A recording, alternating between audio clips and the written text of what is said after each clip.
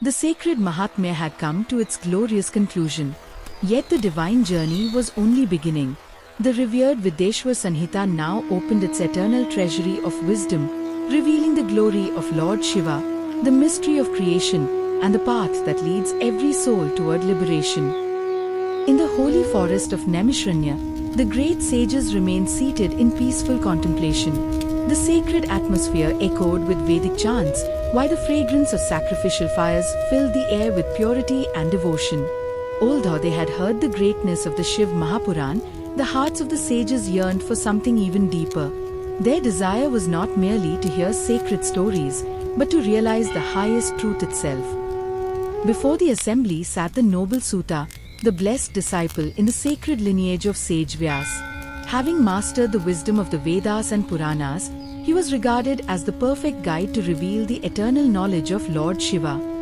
With folded hands, sage Shaunaka respectfully spoke on behalf of the assembled sages. Filled with humility and devotion, they sought guidance that would benefit not only themselves but all humanity. The sages asked, "O revered Suta, among all forms of knowledge and all paths taught by the scriptures, which alone leads to the supreme good, what is the highest goal of human life?" They continued, "Who is Lord Shiva in his supreme reality? How does the Infinite One exist beyond creation while remaining present within every living being? Reveal to us his eternal nature." The sages further asked, "How should one worship Lord Shiva? What kind of devotion pleases him most? By what practices can even ordinary people attain his boundless grace?" With sincere hearts they inquired, "How can the soul break free from the endless cycle of birth and death? What is the simplest and most sacred path to attain liberation in this world?" The sages explained that their questions were not for personal gain. They wished to hear knowledge that would remove ignorance, strengthen righteousness, and guide all beings toward peace, devotion, and eternal happiness. Hearing these noble questions, Suta's face shone with delight. He knew that inquiries centered upon Lord Shiva rise only in hearts purified by faith and inspired by a sincere desire to know the supreme truth. Suta declared that the wisdom he was about to reveal was not born of personal opinion. It had descended through the sacred lineage of enlightened sages, preserved across generations by divine grace for the welfare of the world. Bowing with profound reverence, Suta offered his salutations to Lord Shiva, the eternal, unborn, all-pervading supreme being, who creates, sustains, and dissolves the universe while remaining forever beyond all change. The sacred assembly fell silent as every sage fixed his mind upon Suta. With hearts filled with devotion, they prepared to receive the timeless wisdom of Lord Shiva. Thus began the divine narration of the Vidyeshvara Samhita, whose sacred teachings would illuminate the path of truth, devotion, and liberation for all generations. Seeing the unwavering devotion of the sages assembled in the sacred forest of Naimishranya, the venerable sage Suta smiled with compassion. He prepared to reveal the timeless wisdom received through the divine lineage of enlightened seers. Suta said, "O noble sages, blessed indeed are those who seek the highest truth. Such sincere inquiry is itself a sign of divine grace, for it leads the soul toward the path of liberation and eternal peace. Among countless forms of existence, obtaining a human birth is exceedingly rare. It is the greatest opportunity granted by the Supreme, for only in this life can one consciously strive to realize Lord Shiva and attain freedom from worldly bondage. The purpose of human life is not merely the pursuit of wealth, pleasure, honor, or power. Its true fulfillment lies in realizing the eternal self through devotion, righteous conduct, spiritual discipline, and constant remembrance of Lord Shiva. Deluded by Maya, the soul forgets its eternal nature. Bound by ignorance, desires, and attachment, it mistakes the temporary body for its true identity and continues to wander through the endless cycle of worldly existence. According to the law of karma, every action bears its fruit. Thus, the soul journeys through countless births and deaths, experiencing joy and sorrow repeatedly until the light of true spiritual wisdom finally awakens within. Many paths attract the restless mind, yet only the path illuminated by sacred knowledge, devotion, and righteous living leads beyond suffering. Guided by the wisdom of the scriptures and realized teachers, the seeker gradually approaches the supreme truth. When the heart becomes pure and the longing for truth sincere, the compassionate Guru appears by the will of Lord Shiva. The Guru removes ignorance, reveals the eternal knowledge of the self, and guides the disciple toward liberation. Sutta explained that the highest devotion is strengthened through 3 sacred disciplines: listening with faith to the glories of Lord Shiva, chanting his holy names with devotion, and constantly remembering him with love and reverence. One who listens to the sacred stories of Lord Shiva with unwavering faith gradually becomes free from ignorance. Just as the rising sun removes the darkness of night, divine wisdom dispels the darkness within the heart. The repeated chanting of Shiva's holy names purifies the mind, calms restless thoughts, destroys accumulated sins, and fills the heart with devotion, peace, and unwavering faith in the Supreme Lord. Lord Shiva does not judge by birth, wealth, learning, or worldly status.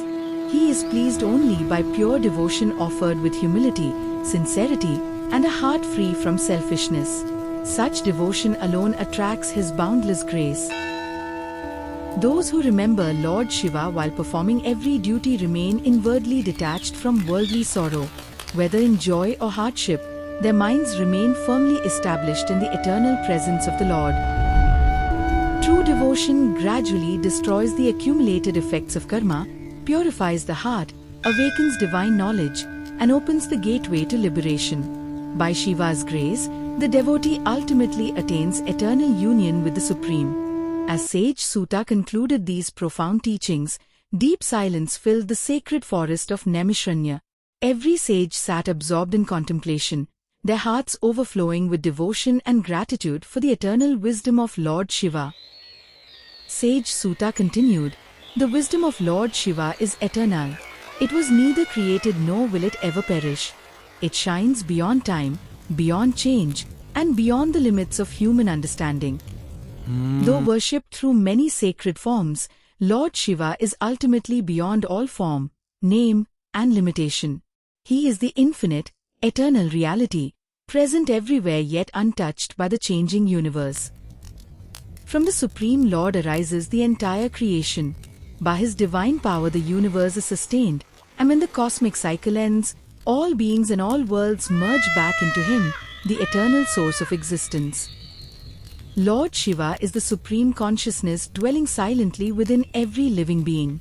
Ever pure, changeless, and eternal, He remains the witness of all thoughts, actions, and experiences without ever being affected by them. Although beyond the universe, Mahadev is infinitely compassionate.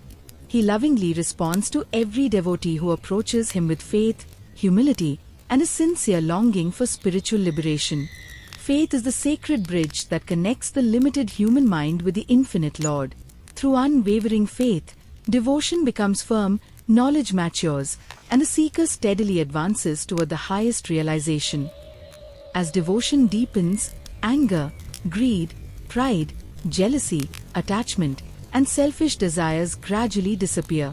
The purified heart naturally becomes a worthy dwelling place for the divine presence of Lord Shiva. True spiritual wisdom removes fear, confusion, and doubt. The devotee who realizes the eternal truth experiences unshakable peace, remaining undisturbed amidst the changing conditions of worldly life. The enlightened perceive Lord Shiva equally present within every creature. Seeing one divine consciousness in all beings, they develop compassion, humility, and universal love toward the entire creation. When the darkness of ignorance is completely removed, the soul realizes its eternal nature.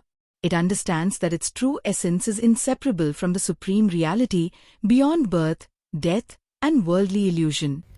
One who completely surrenders to Lord Shiva becomes fearless. Trusting entirely in His divine protection, such a devotee remains steady through both happiness and adversity, knowing that the Lord is ever present. The fruit of divine wisdom is lasting contentment, humility, compassion, forgiveness, self-control, and freedom from attachment. Such a soul lives peacefully in this world while progressing steadily toward final liberation. Those who faithfully hear, recite, and reflect upon the sacred teachings of the Shiv Mahapuran receive the grace of Lord Shiva. Their sins are gradually destroyed, devotion flourishes, and the path to liberation becomes clear. Deeply moved by the sacred discourse, sage Shaunaka and the assembled rishis respectfully bowed before sage Suta. Their hearts overflowed with gratitude for the priceless spiritual wisdom they had received through the ancient tradition. With minds purified and hearts firmly established in devotion, the sages awaited the next revelation with eager anticipation. Sage Suta prepared to continue unfolding the boundless glory and eternal wisdom of Lord Shiva as preserved in the sacred Shiv Mahapuran. As the first rays of dawn illuminated the sacred forest of Naimishranya, the venerable sages gathered once again beneath the ancient banyan tree. With minds purified by devotion and hearts eager for divine wisdom, they approached the revered star Maharshi to hear the eternal truths of Lord Shiva. After offering respectful salutations, Shaunaka Rishi spoke on behalf of all the assembled sages. O revered star, tell us, what is the supreme purpose of human life? What is that highest attainment which every soul should strive to achieve? Suta replied gently, human birth is exceedingly rare. Among countless forms of life, only human beings possess the wisdom to distinguish between the temporary and the eternal. Therefore, this precious life should never be wasted in ignorance. Wealth, kingdoms, youth, beauty, fame, and worldly power appear dazzling for a moment, yet all pass away like clouds drifting across the sky. Those who become attached to them ultimately experience sorrow. Everything born within creation is subject to change. Every form eventually grows old and perishes. Such is the law governing the material universe. Therefore, the wise never seek permanent happiness in impermanent things. Beyond all change exists the eternal reality, the Supreme Lord, who neither takes birth nor dies. He remains ever pure, infinite, and beyond the limitations of time, space, and matter. He alone is the everlasting refuge of every soul. To know Lord Shiva as the supreme truth is the highest wisdom. When ignorance disappears and the Lord is realized through devotion and knowledge, the soul awakens to its true nature. Freed from attachment and illusion, the liberated soul is no longer bound by the endless cycle of birth and death. Through the grace of Lord Shiva, it attains eternal peace and supreme bliss. The ancient scriptures describe four aims of human life: dharma, righteous living; artha, rightful prosperity; kama, disciplined fulfillment of desires; and moksha, final liberation. Each has its place, but they are not equal in their ultimate purpose. Among these four, moksha stands supreme. Wealth, pleasure, and worldly success end with time, but liberation frees the soul forever from suffering and leads it into everlasting union with the Supreme. Deluded by ignorance, people become absorbed in worldly desires, forgetting the true purpose of life. Like travelers wandering in darkness, they mistake temporary pleasures for lasting happiness. Out of infinite compassion, Lord Shiva guides sincere seekers through the scriptures, realized teachers, and divine grace. Those who walk this sacred path gradually overcome ignorance and move toward liberation. The assembled sages listened with complete concentration. Every word spoken by Star Maharshi entered their hearts like sacred nectar, deepening their understanding of the eternal truth. Knowledge is like the rising sun. Just as sunlight removes the darkness of night, true spiritual wisdom destroys ignorance and reveals the path leading to everlasting freedom. Suta concluded, "You have heard the supreme goal of human life. Now listen carefully as I explain the sacred means by which this highest goal is attained through spiritual discipline, devotion, and the boundless grace of Lord Shiva." Suta Maharshi continued, "O noble sages, having understood the supreme goal of life, one must now understand the means to attain it. Without the proper path, even the highest destination cannot be reached. Therefore, listen attentively as I explain the sacred discipline known as sadhana. Sadhana is the steady practice that purifies the mind, strengthens devotion, and leads the soul toward the Supreme. It is not accomplished in a single day, but through sincere effort, faith, patience, and unwavering determination. The first step of spiritual practice is to hear the sacred glories and teachings of Lord Shiva with humility and concentration. The words of the scriptures purify the heart and awaken true understanding in those who listen with faith. The constant repetition of the holy Panchakshari Mantra, Om Namah Shivaya, purifies the mind and draws it away from worldly distractions. Every sincere repetition brings the devotee closer to the compassionate Lord. Even while engaged in daily duties, the wise keep their minds fixed upon Lord Shiva. True devotion is not limited to temples or rituals alone. It continues unbroken within the heart throughout every moment of life. Worship offered with a pure heart is dear to Lord Shiva. Whether the offering is simple or elaborate, he accepts only the sincerity of the devotee.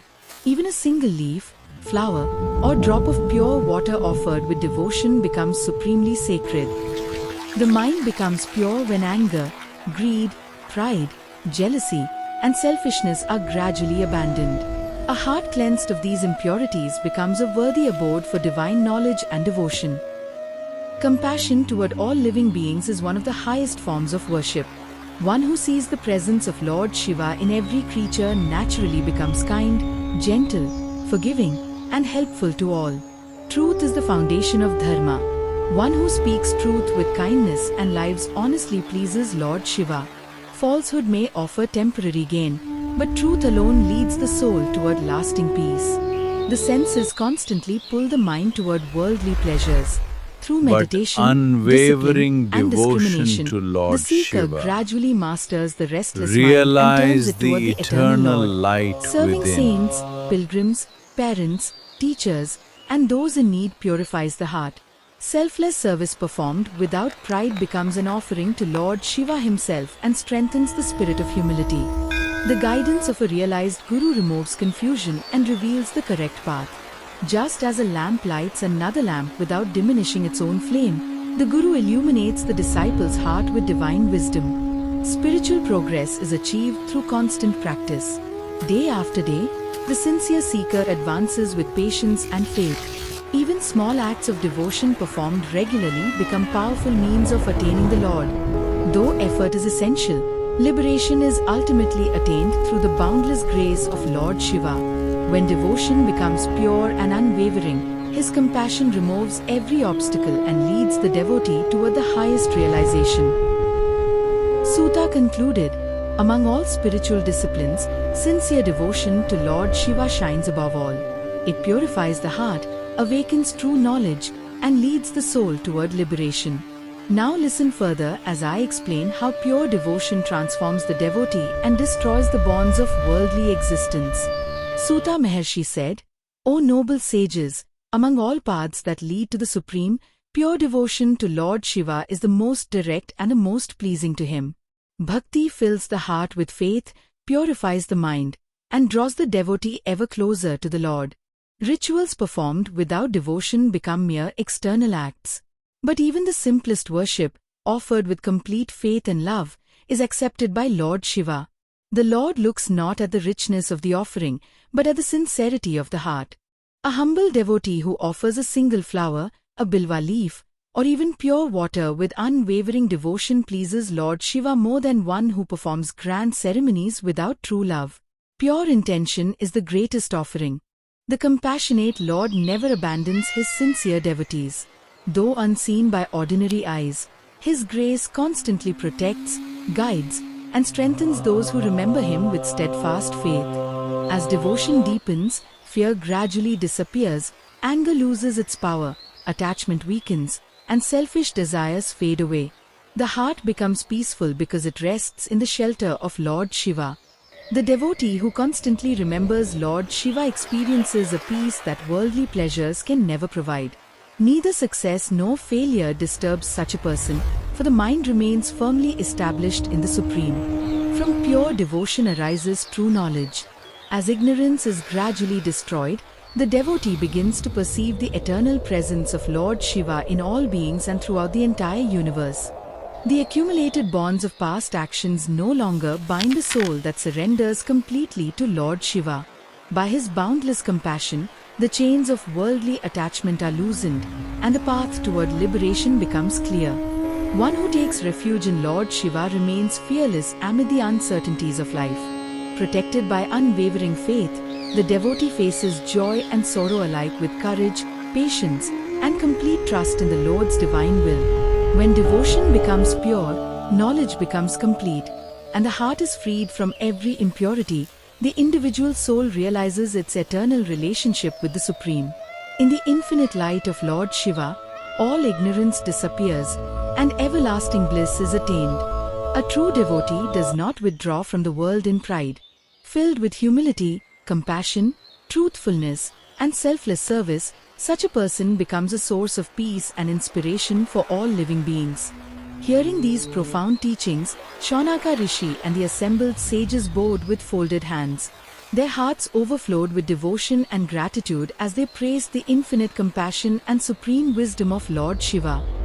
Suta Maharshi blessed the assembled sages, saying, "May unwavering devotion arise in every sincere heart. May Lord Shiva remove ignorance, strengthen faith, and guide all seekers toward the path of liberation." These sacred teachings are not meant for a select few alone. Whoever listens with faith, lives according to dharma, cultivates devotion, and remembers Lord Shiva with sincerity will steadily progress toward the highest goal of life through his divine grace. The sacred assembly offered heartfelt prayers to Lord Shiva as the serene forest of Naimisharanya echoed with devotion and peace. Thus concluded this chapter of the Vidyeshvara Samhita, revealing that the highest goal of human life is liberation, and the surest path to attain it is unwavering devotion, righteous conduct, spiritual discipline, true knowledge, and the boundless grace of Lord Shiva.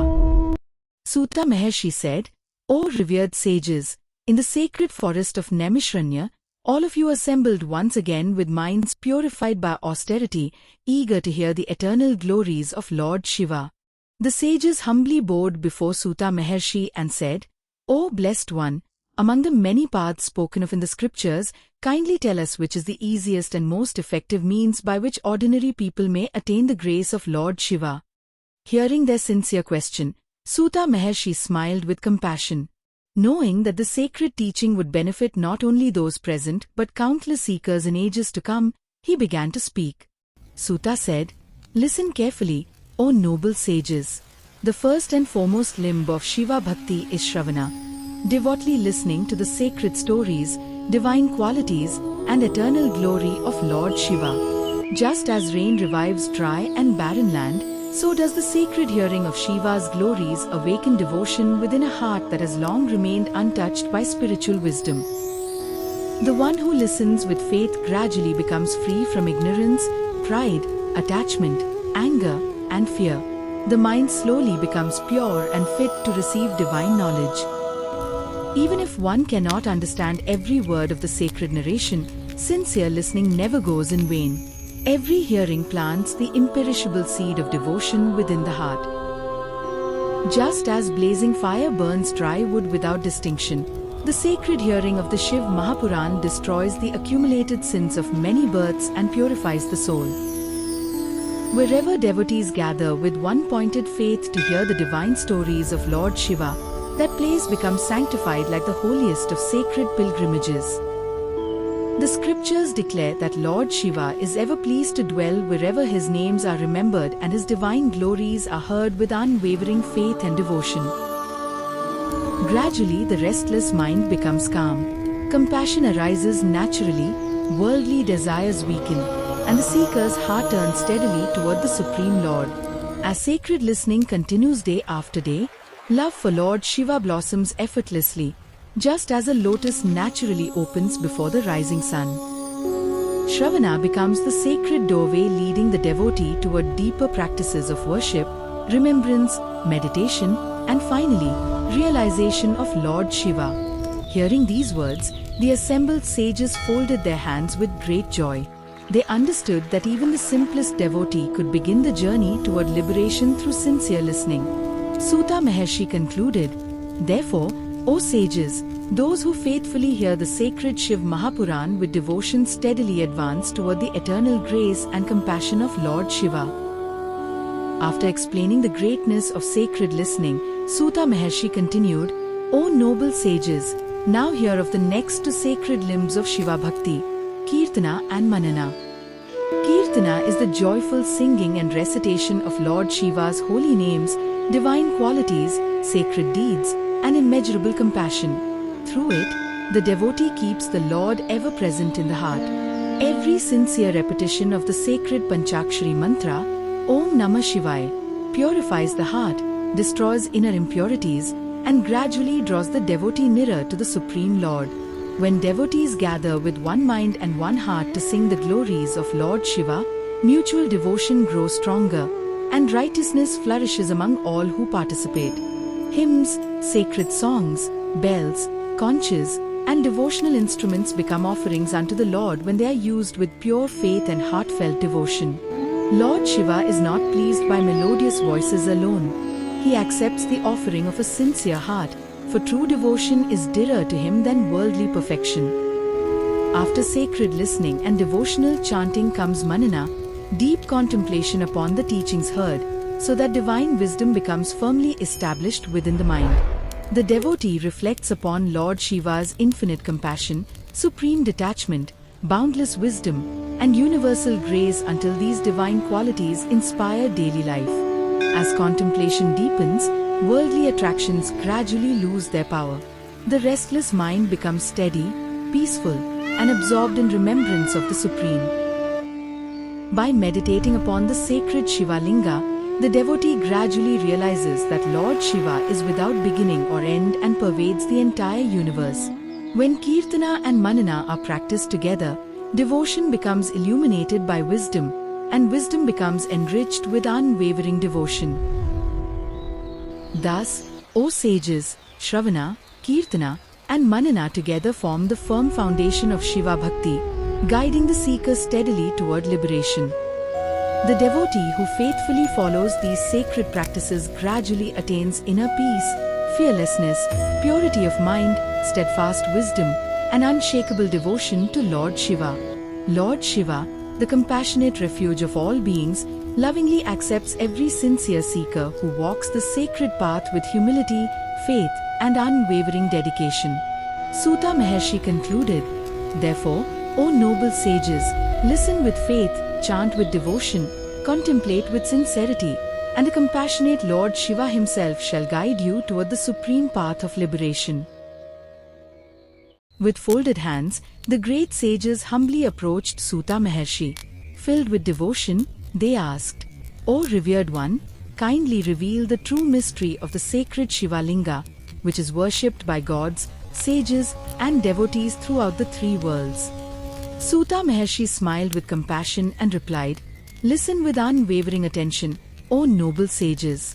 What I am about to reveal is a sacred truth known only to the greatest seers through divine realization and the grace of Lord Shiva. Know with certainty," Suta said, "that the Shiva Linga is not merely a stone image fashioned for worship. It is the eternal symbol through which the supreme reality is contemplated by sincere seekers. The sacred Shiva Linga represents the Supreme Lord who is without beginning, without end, unborn, eternal, and beyond all limitations. Though beyond human comprehension, he becomes accessible through the sacred symbol. From that infinite supreme reality arises the entire universe. By his divine will alone, countless worlds, beings, and celestial realms come into existence, just as rays naturally emerge from the radiant sun. Innumerable galaxies, stars, planets, mountains, rivers, forests, and every realm of existence unfold from the limitless divine power of the Supreme Shiva, whose glory knows no boundary. The universe does not exist apart from him. All creation abides within his infinite consciousness, sustained every moment by his eternal presence, just as waves exist within the vast ocean. All beings are born according to his divine order, live by his sustaining power, and in due course peacefully return to him. Thus, the entire cycle of existence remains under the Supreme Lord. The sacred Shiva Linga symbolizes the eternal source from whom arise the three cosmic functions: creation, preservation, and dissolution, through the divine powers entrusted to Brahma, Vishnu, and Rudra. By the command of the Supreme Lord, Brahma undertakes the sacred work of creation. Through divine wisdom, he manifests the worlds, living beings, and all that is required for the cosmic order. Lord Vishnu lovingly sustains the universe with compassion and righteousness. He protects dharma, nurtures all beings, and preserves harmony throughout creation by the will of the Supreme Shiva. When the appointed time arrives, Lord Rudra gently dissolves the universe according to the Supreme Lord's command. This dissolution is not destruction, but the compassionate return of creation to its eternal source. When their divine duties are fulfilled, Brahma, Vishnu, and Rudra merge once again into the infinite Shiva, demonstrating that all divine manifestations originate from and ultimately return to the one supreme reality. Hearing this profound revelation, the hearts of the assembled sages overflowed with devotion. Their doubts vanished completely, and they experienced deep reverence for the eternal greatness of the Shiva Linga. With folded hands and minds filled with unwavering faith, the sages bowed before the sacred Shiva Linga. They glorified the Supreme Lord, the eternal source of creation, preservation, dissolution, and liberation, whose divine grace alone leads the soul to everlasting peace. Suta Maharshi said, "O noble sages, the sacred Shiva Linga is the highest symbol of the Supreme Reality. Those who understand its true significance go beyond external appearance and realize the eternal truth that pervades all existence. The Supreme Lord has no beginning. Before creation came into existence, He alone existed. Therefore, the Shiva Linga symbolizes that beginningless reality which has neither origin nor cause. Just as no one can discover the end of the infinite, the Supreme Shiva has no limit. The Shiva Linga reminds every seeker that the eternal Lord extends beyond all imagination and cannot be measured by the human mind. Time governs all created beings. Birth, growth, decay, and change belong to the world. But the Supreme Lord is untouched by time. The Shiva Linga represents that eternal reality which remains unchanged through every age and every cosmic cycle. Space contains countless worlds, yet the Supreme Lord is not confined by any place. He pervades everything while remaining beyond everything. Thus, the Shiva Linga symbolizes the infinite presence that transcends all directions and all universes. Whatever is born must one day perish. But the Supreme Shiva is unborn, imperishable, and eternal. The Shiva Linga reminds devotees that the Lord exists beyond birth, beyond death, and beyond every change experienced by creation.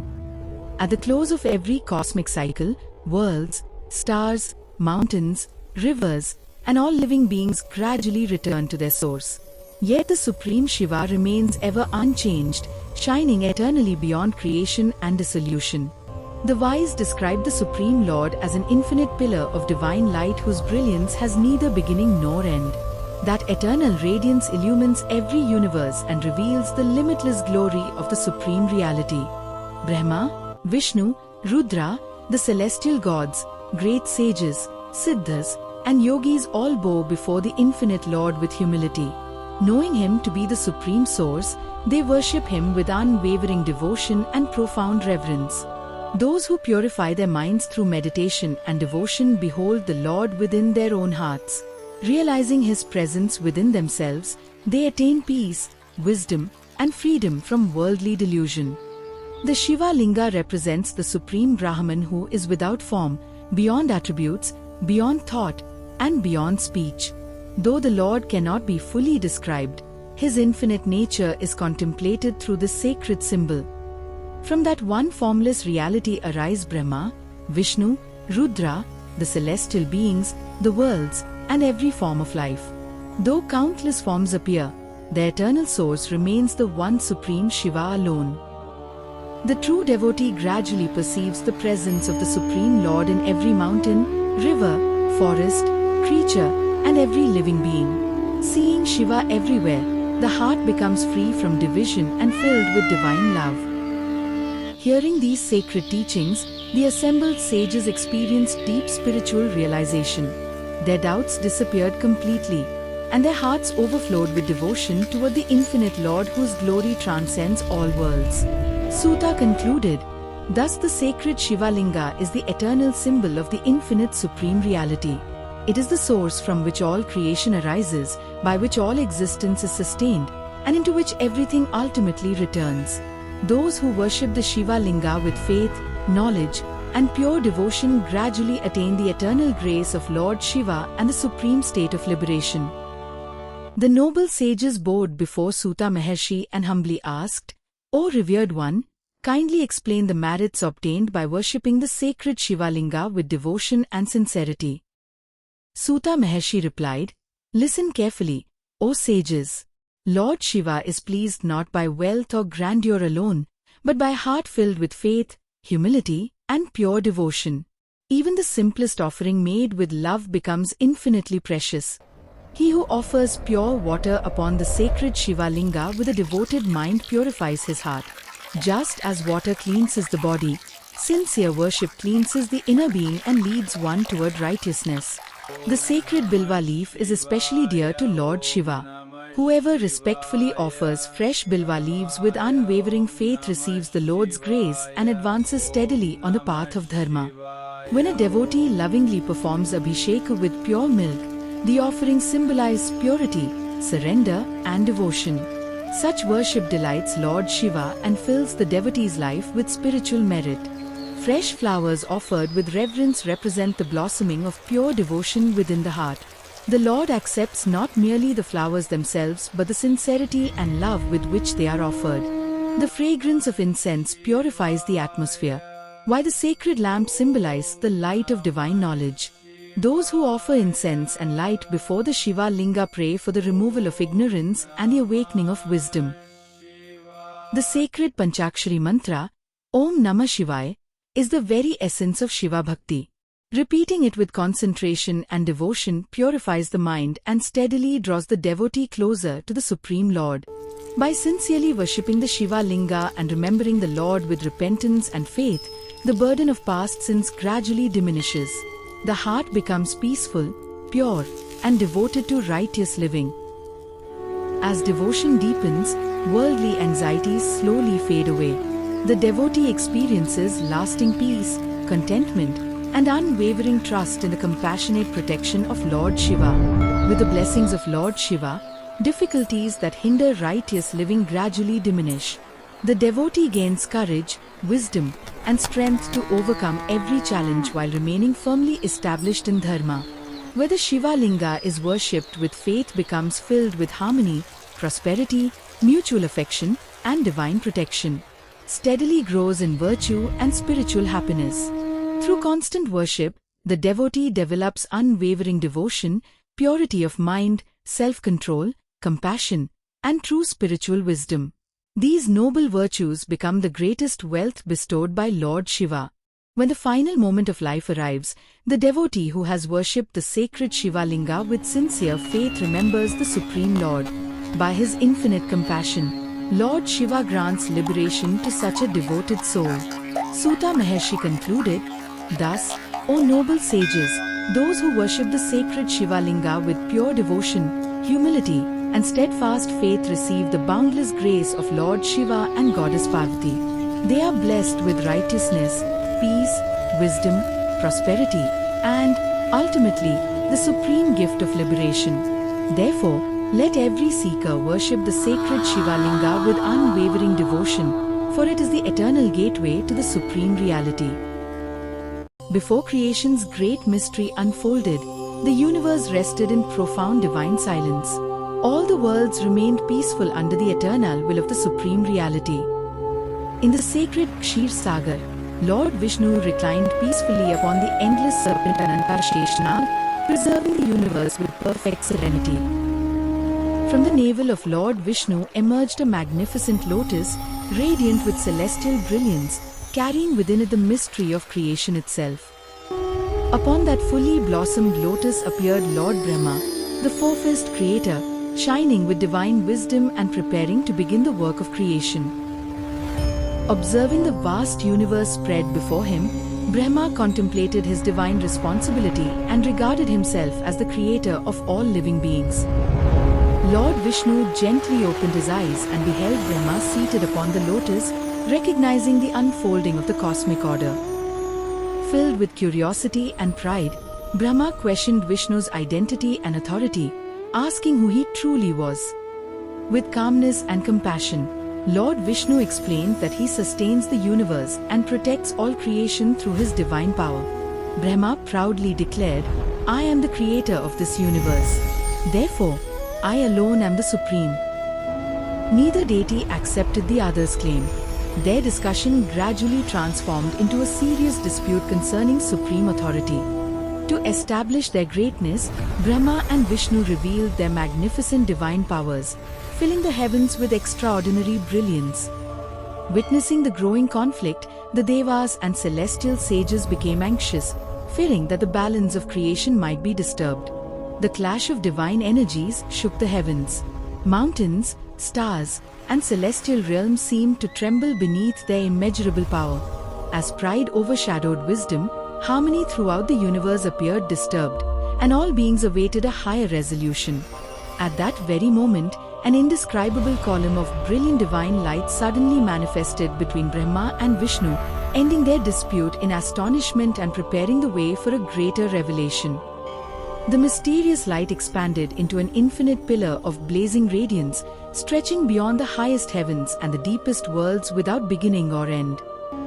Brahma and Vishnu gazed upon the endless pillar with wonder, unable to comprehend its immeasurable nature. No matter how they looked, neither deity could perceive the pillar's beginning or its end. The radiant pillar pierced every realm of existence, extending through heaven, earth, and the netherworlds beyond imagination. Lord Vishnu suggested that they search for the limits of the pillar to discover its true nature. Brahma accepted the proposal and resolved to journey upward in search of the pillar's summit. To search the depths below, Lord Vishnu assumed the divine form of Varha, the mighty celestial boar. Varha descended through the lower worlds, searching tirelessly for the base of the infinite pillar. Brahma transformed into the celestial Hanasa, the divine swan, and began soaring toward the endless heavens. The Hanasa flew ever higher through countless celestial realms, seeking the unreachable summit of the pillar.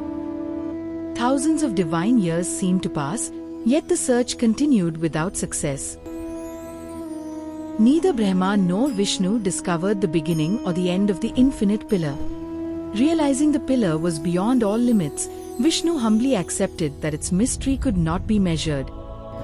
Unwilling to abandon the search, Brahma continued flying upward, determined to find the pillar's summit. The infinite pillar radiated with even greater brilliance, silently revealing that it was beyond the reach of ordinary understanding. Unable to find the base of the infinite pillar, Lord Vishnu returned with complete humility, accepting the limits of his search. Meanwhile, Brahma continued his upward journey, determined to discover the summit of the endless pillar. During his ascent, Brahma encountered a sacred Ketki flower slowly descending through the boundless radiance. Brahma respectfully asked the flower from where it had come and how long it had been descending. The Ketki flower answered that it had been falling from the upper regions of the infinite pillar for countless ages without knowing its beginning. Realizing that he could not reach the summit, Brahma reflected deeply upon what he should do next. Overcome by pride, Brahma persuaded the Ketki flower to bear false witness that he had reached the top of the pillar. Brahma and the Ketki flower descended together toward the place where Lord Vishnu awaited. Lord Vishnu openly admitted that despite every effort, he could not find the base of the endless pillar. Ignoring the truth, Brahma declared that he had reached the summit of the infinite pillar. The Ketki flower supported Brahma's claim, becoming a false witness before the divine assembly. Immediately, the infinite pillar blazed with extraordinary radiance, revealing that the supreme reality had witnessed everything. A sacred divine vibration filled all the worlds, and every realm trembled before the infinite presence hidden within the pillar. The endless pillar began to manifest its true divine nature, preparing to reveal the Supreme Lord beyond Brahma and Vishnu. From the infinite pillar, the first manifestation of Lord Shiva began, marking the end of pride and the beginning of the glorious revelation. The infinite pillar of divine light stood motionless, filling the universe with its immeasurable radiance. As Brahma, Vishnu, and the assembled celestial beings watched in reverent silence, a marvelous transformation began within the boundless Jyotirlinga. From the heart of the eternal light arose the primordial vibration, the sacred sound from which all creation originates. Its divine resonance spread through every realm, filling the universe with supreme peace. The limitless radiance gradually assumed a visible form. From the eternal Jyotirlinga appeared the Supreme Lord, revealing himself out of infinite compassion for the welfare of all beings. Lord Mahadev manifested in his glorious divine form, adorned with matted locks, the crescent moon, the sacred Ganga, the trident, the Damru, and the serpent Vasuki, radiating boundless compassion and supreme majesty. Seeing the Supreme Lord, Brahma, Vishnu, the Devas, sages, Siddhas, Gandharvas, and all celestial beings immediately bowed with folded hands, offering their deepest reverence to Mahadev. Lord Shiva looked graciously upon Lord Vishnu and said, "You have spoken the truth with humility. Truthfulness and devotion are always dear to me, and my blessings shall ever remain upon you." Turning toward Brahma, Lord Shiva revealed that the claim of reaching the summit of the infinite pillar was false, for no one can measure the limitless supreme reality. Lord Shiva addressed the Ketki flower, asking why it had supported an untruth. The flower stood silent before the Supreme Lord, unable to defend its false testimony. Lord Shiva declared, "Because you spoke falsely out of pride, you shall not receive widespread worship among people upon the earth." Thus the consequence of untruth was established. Lord Shiva then said to the Ketki flower, "Since you became a witness to falsehood, you shall never be offered in my worship." From that day onward, the Ketki flower ceased to be accepted in Shiva Puja. Lord Shiva explained, "This infinite linga is my eternal, beginningless, and endless form. It is the symbol of the Supreme Brahman, beyond birth, death, time, and all limitations." The Supreme Lord further declared, "Those who worship the Shiva Linga with faith, devotion, and purity attain my grace, and through that devotion they progress toward liberation." Hearing the words of Mahadev, Brahma's pride vanished. Filled with remorse, he bowed before the Supreme Lord and sincerely sought forgiveness for his mistake. Together, Brahma and Vishnu praised Lord Shiva as the eternal source of creation, preservation, and dissolution. Their hearts overflowed with devotion as they glorified the Supreme Lord. The infinite Jyotirlinga continued to shine beyond all worlds, revealing Lord Shiva as the eternal, beginningless, and endless supreme reality. Thus the sacred revelation of Lingodbhava came to its glorious conclusion, teaching that truth, humility, and devotion alone lead to the grace of Mahadev. The endless Jyotirlinga continued to shine with immeasurable brilliance, illuminating all the worlds. Its infinite radiance proclaimed the boundless glory of Lord Shiva, the supreme reality beyond all creation. Beholding that infinite pillar of light, Brahma realized the truth. The Lord whom he had failed to recognize was none other than Mahadev himself, eternal, beginningless, and beyond the limits of time and space. The pride that had clouded Brahma's wisdom slowly dissolved. The arrogance born of his role as creator vanished before the infinite majesty of the Supreme Lord. He remembered the false testimony he had given with the Ketki flower. His heart became heavy with remorse, knowing that he had abandoned truth in the grip of ego. The words of Lord Shiva's righteous curse echoed within his mind. Brahma understood that the consequence had arisen not from anger but from divine justice meant to destroy pride. Filled with repentance, Brahma bowed all his heads in deep humility. His heart longed only for the forgiveness of the compassionate Lord. Lord Vishnu folded his hands before the Supreme Mahadev. With complete devotion, he silently acknowledged Shiva as the eternal source of all existence. Turning toward Brahma with kindness, Vishnu gently urged him to seek Lord Shiva's forgiveness with complete sincerity and a purified heart.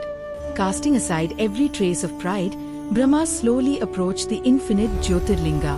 Each step reflected the awakening of humility and devotion. Reaching the divine presence, Brahma knelt before Lord Shiva with folded hands. His heart was filled not with fear, but with sincere repentance. With deep devotion, Brahma offered heartfelt prayers praising Mahadev as the Supreme Lord, the eternal refuge of all beings and the source of creation, preservation, and dissolution. The assembled Devas watched the sacred moment in complete silence. They witnessed how sincere repentance transforms even the greatest of beings. As Brahma's heart became pure through repentance, tranquility spread throughout the universe. The agitation born of pride disappeared from every direction. The blazing brilliance of the Jyotirlinga gradually softened into a gentle, compassionate radiance, reflecting the boundless mercy of Lord Shiva. Seeing Brahma's sincere repentance, Lord Shiva prepared to reveal his divine form from the infinite pillar of light, ready to bestow grace upon his devoted child. From the endless Jyotirlinga emerged the glorious form of Lord Shiva, radiant beyond imagination. The Supreme Lord manifested before Brahma, Vishnu, and the assembled Devas. As Mahadev appeared, the entire universe became filled with sacred light. Every world rejoiced beneath his divine radiance. Overwhelmed with devotion, Brahma and Vishnu bowed before Lord Shiva. Their hearts were filled with reverence for the Supreme Lord. Lord Shiva gazed upon Brahma with infinite compassion. Though Brahma had erred, Shiva's heart overflowed with mercy rather than anger. With folded hands and tearful eyes, Brahma sincerely confessed his arrogance and sought the forgiveness of Mahadev. Before all the Devas and sages, Brahma openly admitted his mistake. His confession became a lesson that truth is greater than pride. Lord Shiva spoke gently, teaching that ego blinds even the wisest and most exalted beings, causing them to forget the supreme truth. The Lord declared that sincere repentance purifies the heart and restores one to the path of righteousness. No soul is beyond redemption when humility arises. Pleased with Brahma's genuine repentance, Lord Shiva blessed him with divine grace, removing the burden from his heart while allowing the lesson of truth to endure. The Devas rejoiced upon witnessing Mahadev's boundless mercy. Their hearts overflowed with devotion toward the compassionate Lord. From the heavens, celestial flowers showered upon Lord Shiva, Brahma, and Vishnu, celebrating the triumph of humility over pride. Divine music echoed through the skies as Gandharvas sang and heavenly instruments resounded in praise of Mahadev's infinite compassion. The great sages glorified Lord Shiva, proclaiming that his mercy surpasses all measure and that his grace alone destroys ignorance. Freed from the burden of arrogance, Brahma experienced profound inner peace. His mind became steady in truth and devotion.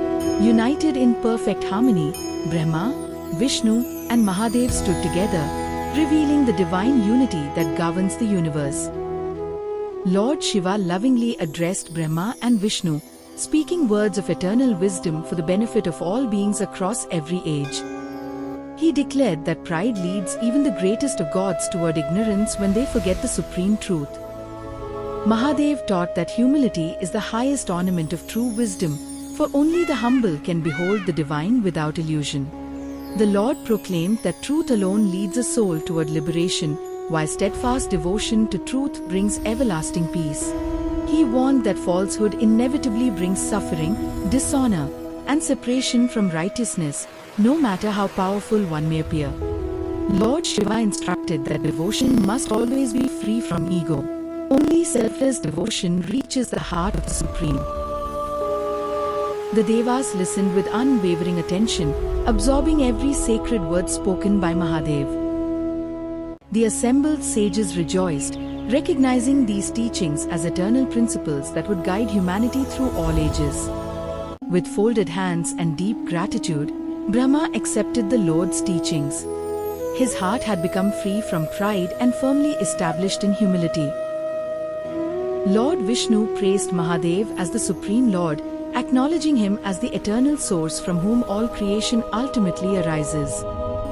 The entire divine assembly joyfully chanted, Om Namah Shivaya, filling every realm with sacred vibrations of devotion. The infinite Jyotirlinga shone once again with immeasurable brilliance, illuminating the three worlds with its eternal divine light. Peace spread throughout heaven, earth, and the celestial realms. Harmony was restored as the supreme truth prevailed. The gods, sages, and heavenly beings returned joyfully to their respective abodes, carrying with them the eternal teachings of Lord Shiva.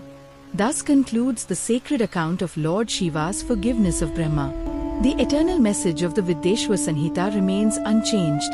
Humility destroys pride, truth dispels ignorance, and selfless devotion alone leads the soul to the boundless grace of Lord Mahadev. The pride of Brahma and Vishnu had come to an end. Both stood humbly before Lord Shiva with folded hands. They had realized that the infinite divine light whose beginning and end they could not discover was none other than the supreme manifestation of the Lord. Then Lord Shiva revealed his divine form. He is Maheshwar, the great Lord, the supreme Lord worshipped by the gods. His divine form shone with immeasurable brilliance, revealing a glory beyond the limits of all worlds. Brahma and Vishnu bowed before Lord Shiva. Their pride had disappeared, and they understood that the glory of the Supreme Lord can never be fully measured.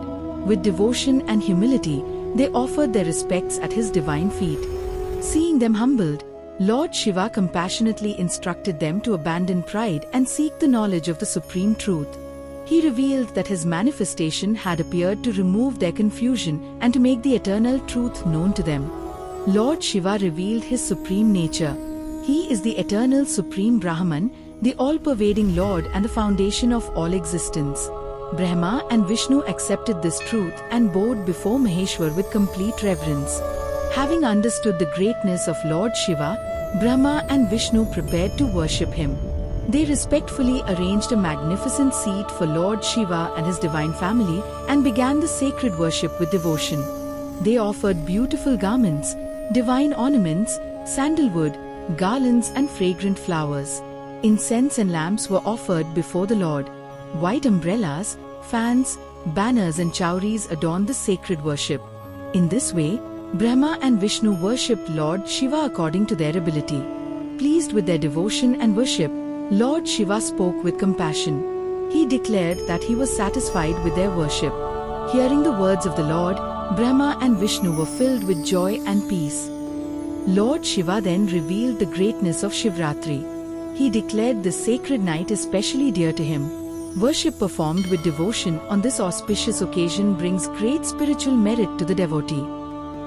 One who observes a fast on Shivratri controls the senses and worships Lord Shiva throughout the day and night according to one's ability receives great spiritual merit. The Lord revealed the extraordinary importance of sincere worship performed on this sacred night. Lord Shiva then revealed the mystery of the Shiva Linga. The divine pillar whose beginning and end neither Brahma nor Vishnu could discover was infinite.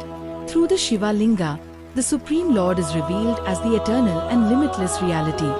Lord Shiva declared the place where his divine manifestation had appeared to be a sacred Lingasthana. Sanctified by his presence, that place became a holy field of worship. Acts of devotion performed there would bring great spiritual merit. Lord Shiva revealed the great glory of worshipping the Shiva Linga. Its sight, touch, meditation and worship are highly meritorious. Sincere worship can grant worldly blessings and ultimately lead the devotee toward liberation. The Lord described the spiritual fruits obtained through his worship. The devotee may attain his divine realm, his nearness and other exalted spiritual states. The highest fruit is Sayujya, the ultimate union with the Lord. Finally, Lord Shiva established the greatness of the Shiva Linga as the principal form of his worship. Wherever the Shiva Linga is established and worshipped, the presence of Lord Shiva is invoked with devotion. Thus the glory of Maheshwar was revealed. He is eternal, without beginning or end, all-pervading and supreme. Through sincere worship of Lord Shiva and the Shiva Linga, the devotee moves toward divine grace and ultimate liberation. Brahma and Vishnu approached Lord Shiva with humility and asked him to explain the nature of the 5 divine activities beginning with creation. Out of compassion for them, Lord Shiva agreed to reveal the great and profound secret of his own divine activities. Mahadev declared that the eternal 5-fold activity consists of creation, preservation, dissolution, concealment, and divine grace. The first activity is Sarga, the creation of the world. Through this divine act, the manifested universe comes into existence. The second is Sthiti, by which the created universe is maintained and sustained in its ordered existence. The third is Samhara, the dissolution of the manifested creation when its appointed time has come. The fourth is Tirobhava, the power of concealment through which the true nature of the divine remains veiled from embodied beings. The fifth is Anugraha, the gracious act through which liberation from the cycle of birth and death becomes possible. Lord Shiva declared that these 5 activities are his own divine functions. The first 4 govern the unfolding and withdrawal of the world, while the fifth leads the bound soul toward liberation. The devotees perceive these 5 activities through the 5 great elements. Creation is perceived in earth, preservation in water, dissolution in fire, concealment in wind, and liberation in the firmament. In earth, creation is perceived, for the manifold forms of the world arise and are supported through it. In water, preservation is perceived. In fire, dissolution is perceived. In wind, concealment is perceived. And in the vast firmament, the blessed state of liberation is perceived. To administer these 5-fold activities, Lord Shiva possesses 5 faces, 4 facing the 4 quarters and a 5th face situated in the middle. Shiva reminded Brahma and Vishnu that, through their austerities, they had received the first 2 divine responsibilities, creation and preservation. Rudra and Mahesh had been entrusted with dissolution and concealment. But the supreme act of Anugraha, the grace that leads to liberation, cannot be assumed by another. Brahma and Vishnu now understood that all these activities ultimately belong to the Supreme Lord Shiva. Lord Shiva explained that Brahma and Vishnu had forgotten the ancient divine arrangement because of the passage of time. Their pride had arisen because they had lost awareness of the Supreme Lord. Shiva told them that if they had remained established in knowledge of him, such delusion and pride would never have arisen. Therefore, Lord Shiva instructed Brahma and Vishnu to recite Okra, his own sacred mantra, so that true knowledge of him might become firmly established within them. Shiva revealed that the great and auspicious Okra had emerged from his own mouth and, in the beginning, directly indicated him. Lord Shiva explained, Okra is the indicator, while he is the reality indicated by it. Thus, Okra is intimately identical with Shiva, and its repetition becomes a repeated remembrance of the Lord. From Shiva's northern face came the sound A. From his western face came U. From his southern face came M. From his eastern face came Bindu, while NDA, the mystical sound, arose from the central face. Thus the first component, Ekra, emerged from the northern face of the Supreme Lord. The second component, Yukra, emerged from Shiva's western face. The third component, Emkra, emerged from Shiva's southern face. From Shiva's eastern face arose Bindu, the subtle point that forms another essential part of the sacred Pranav. From Shiva's central face arose NDA, the mystical divine resonance. These 5 components, A, U, M, Bindu and NDA, arose in their 5-fold form and then united together into the single sacred syllable O. The Lord revealed that Okra pervades the 2 great categories of creation, name and form. Through it, Shiva and Shakti are indicated. From this sacred Pranav arises the 5-syllabled mantra, Nama Ivya. It is described as an indicator of all knowledge, with its syllables corresponding to the order of the components of O. From the 5-syllabled mantra arose the 5 mothers and further sacred teachings.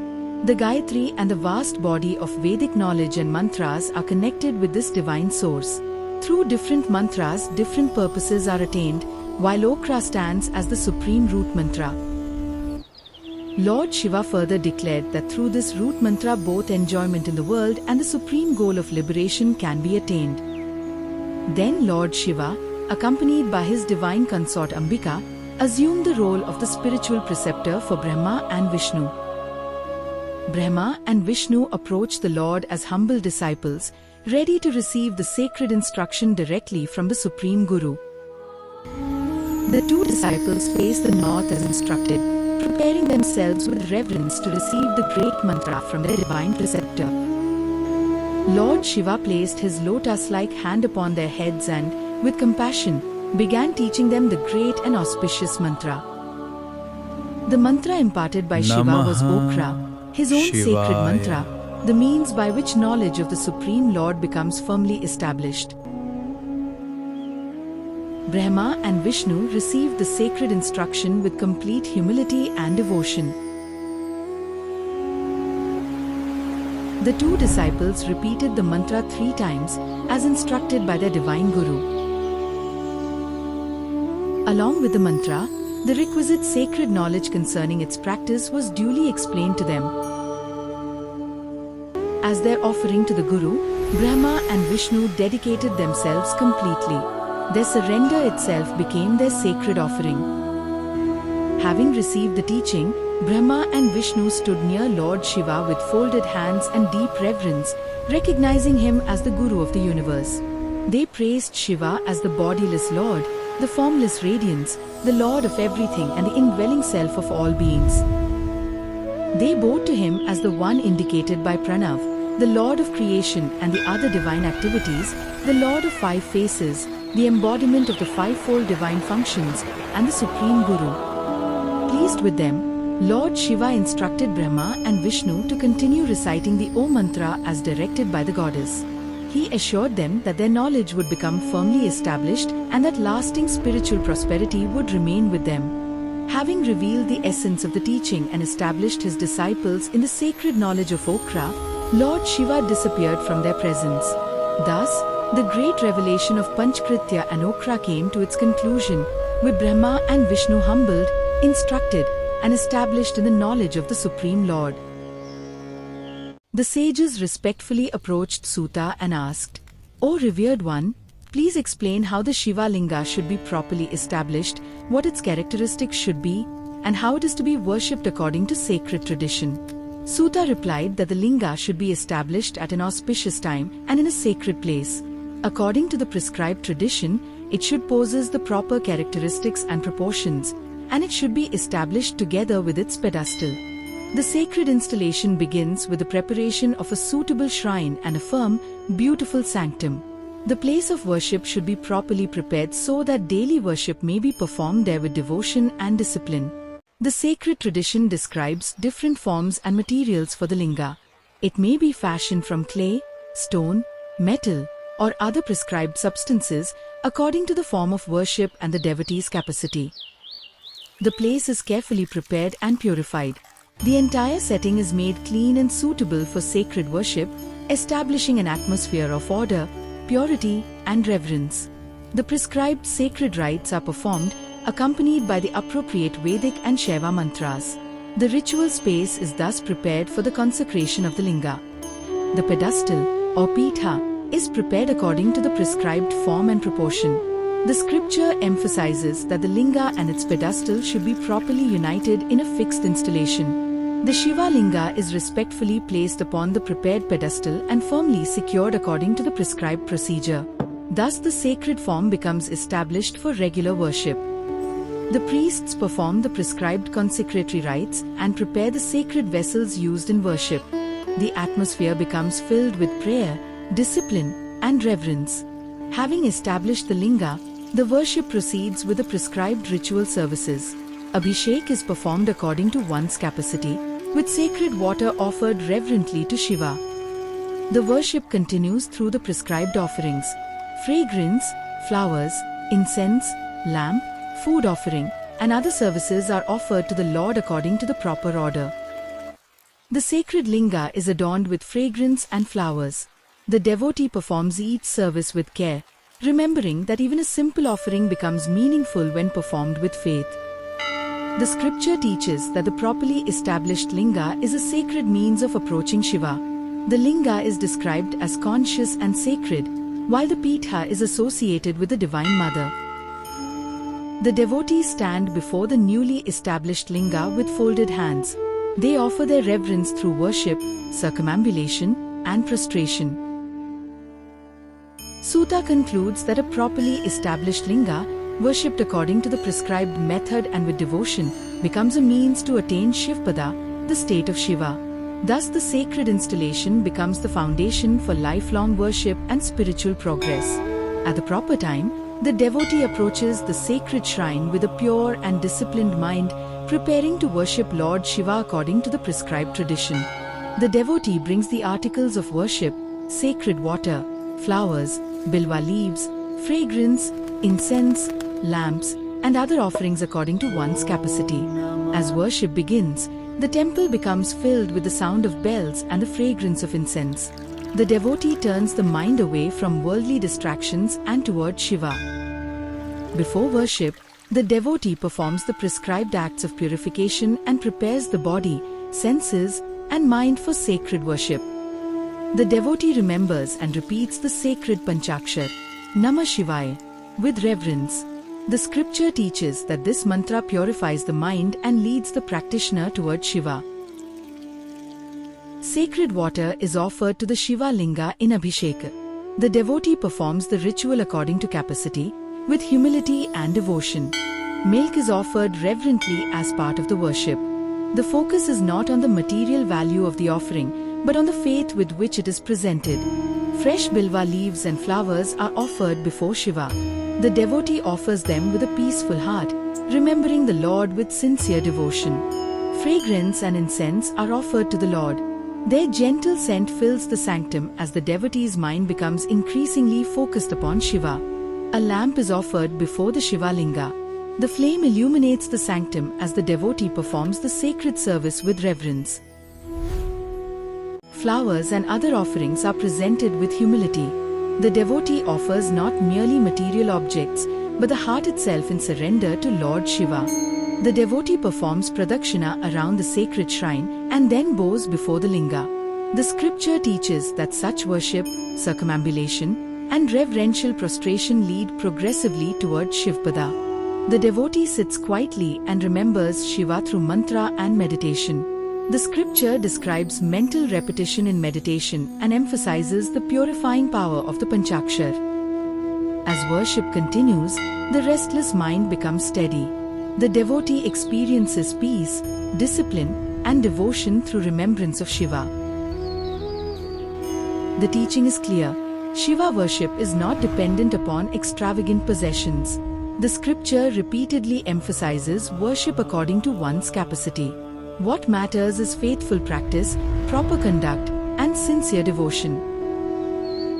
The sages now asked Sutta about the sacred fruits obtained through the worship of Lord Shiva and the proper practice of devotion. Sutta explains that Lord Shiva grants the fruits of worship according to the devotee's sincere effort and practice. Worship performed according to sacred tradition bears its appropriate fruit. The scripture teaches that even a small offering connected with Shiva worship brings spiritual merit when it is performed properly and with faith. A devotee should worship according to one's capacity. The greatness of the worship is not measured merely by material abundance, but by faithful observance and sincere effort. Whether the offering is simple or elaborate, the essential principle is devotion. The worshipper approaches Shiva with reverence and follows the prescribed order as faithfully as possible. The scripture declares that sincere spiritual practice and residence in a sacred Shivakshetra can lead to freedom from sin and progress toward the state of Shiva. Through disciplined worship, remembrance, righteous conduct, and devotion, the devotee moves beyond the bondage of worldly existence and progresses toward the higher spiritual goal. The sacred field of Shiva is described as bestowing both bhukti, worldly fulfillment, and mukti, liberation. Thus Shiva worship encompasses both righteous worldly life and the ultimate spiritual goal. The devotee progresses through mantrajpa, Vedic recitation, sacred service, and disciplined worship. These practices purify the mind and lead the seeker toward higher spiritual understanding. By continuously remembering Shiva and faithfully performing one's duties, the devotee develops spiritual steadiness and courage to face the difficulties of life. The scripture also teaches that service performed for Shiva's sake is itself a path toward Shivpada. Caring for the sacred place, maintaining it, and performing works dedicated to Shiva are forms of devotion.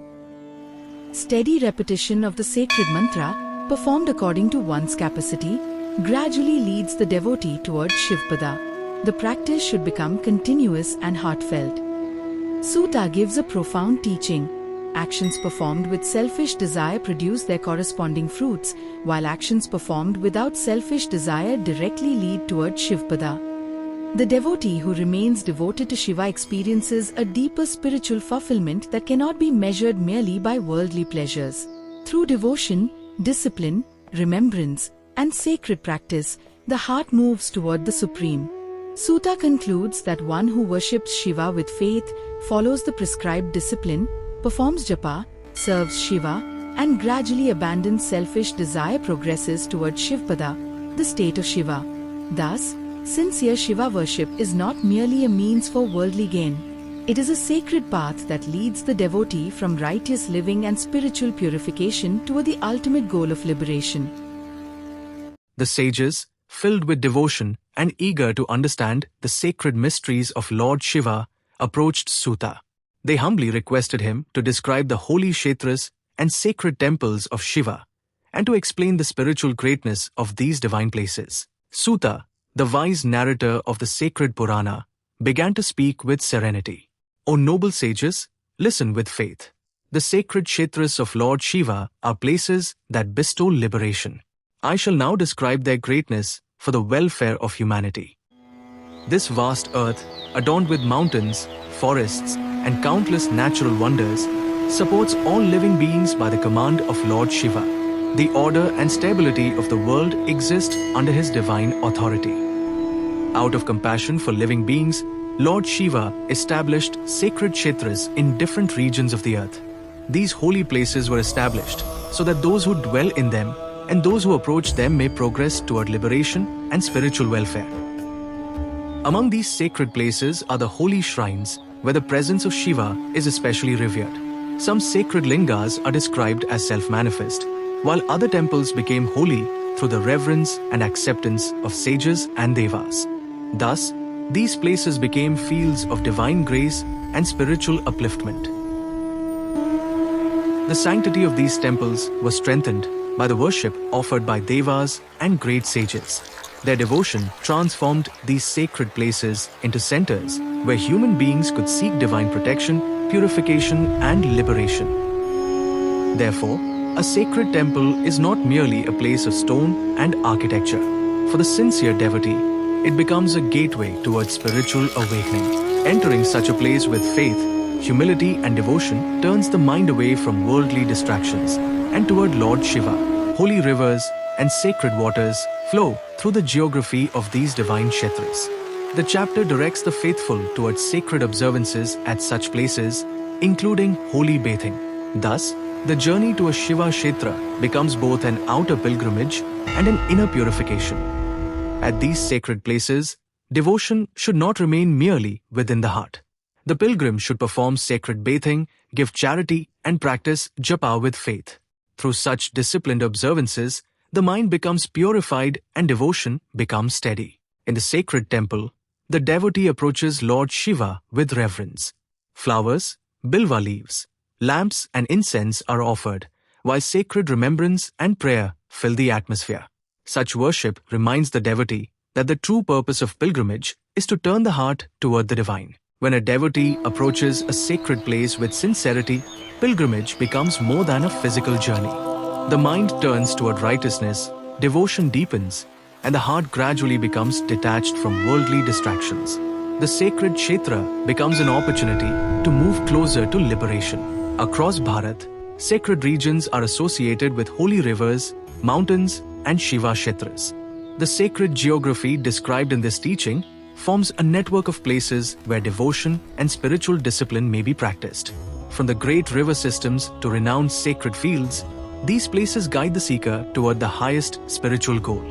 Teaches the sages that these sacred places have not arisen without purpose.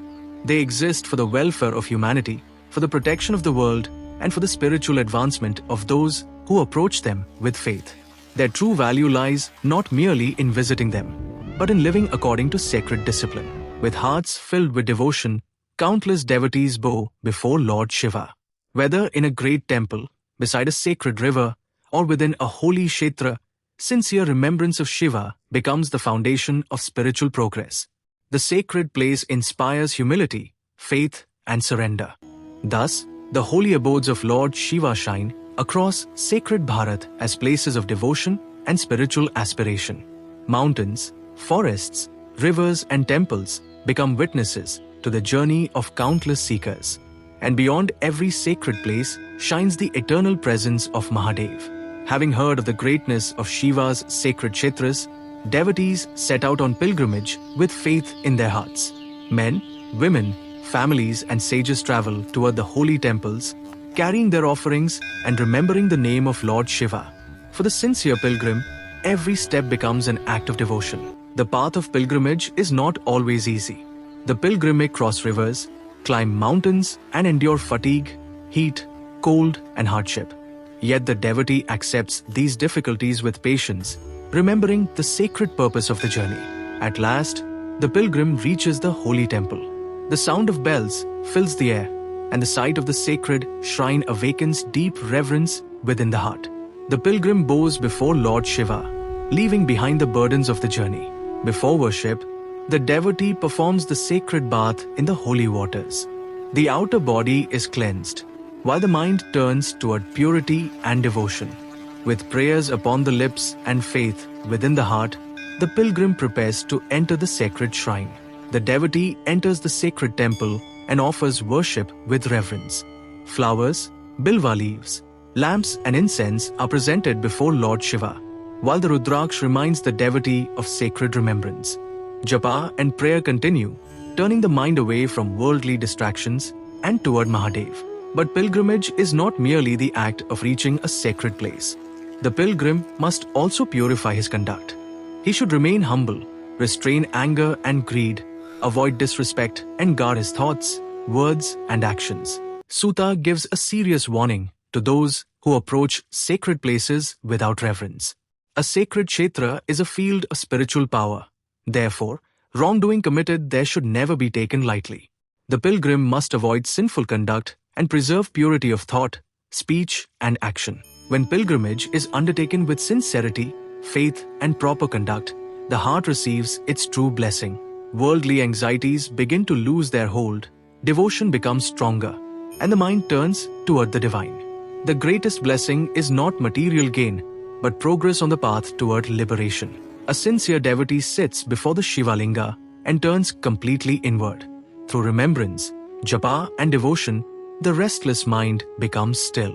As the heart becomes purified, the devotee moves closer to the supreme spiritual state. Though the eyes may not perceive him, Lord Shiva is ever present in the sacred kshetra. He watches over the devotee with compassion and receives sincere worship offered with a pure heart.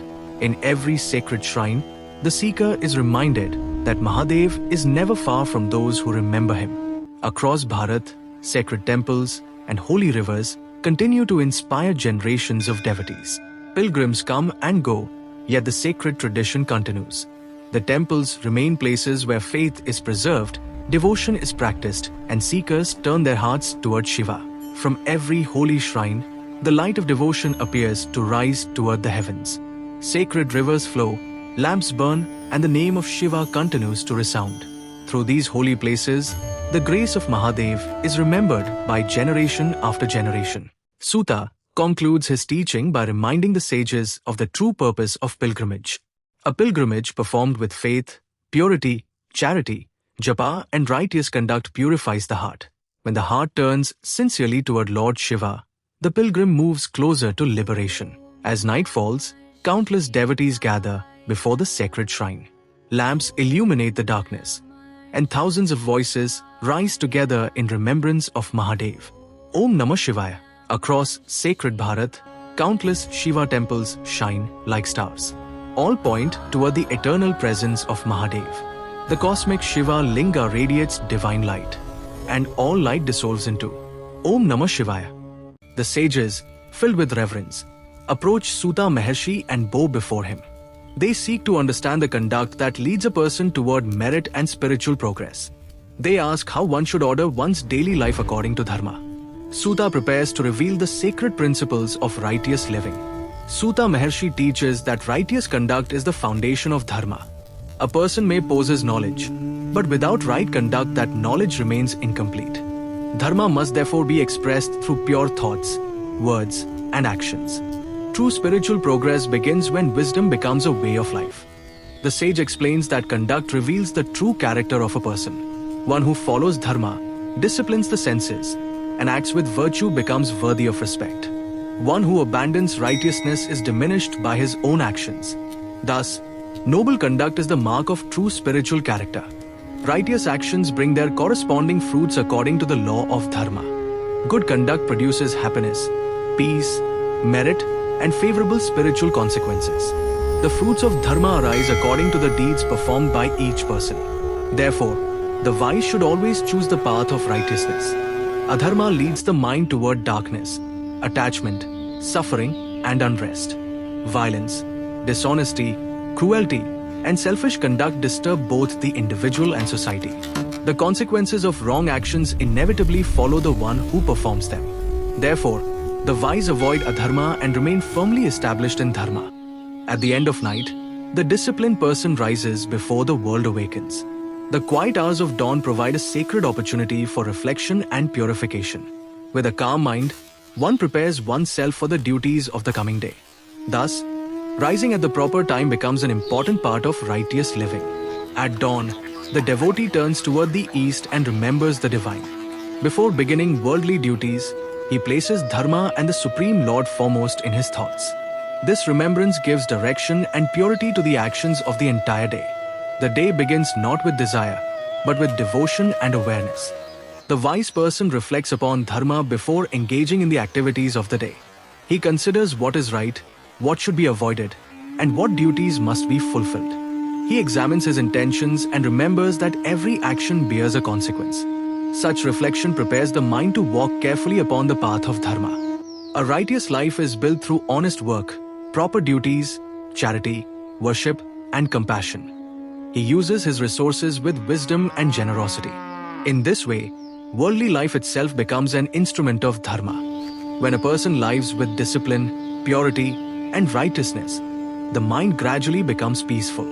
Good conduct strengthens the heart and protects one from many causes of suffering. Purity gives rise to knowledge, and knowledge opens the way toward higher realization. Thus, the disciplined life becomes a sacred journey toward the grace of Lord Shiva.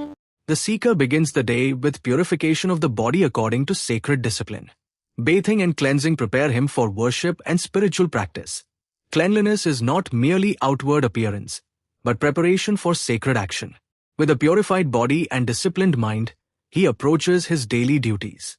Outer purity must be accompanied by purity within the heart. Through meditation and self-control, the seeker gradually restrains anger, jealousy, attachment, and harmful desires. A calm mind becomes fit for remembrance of the divine. When the heart becomes pure, the light of knowledge can arise within it. At the sacred junctions of the day, the devotee performs his prescribed spiritual practices.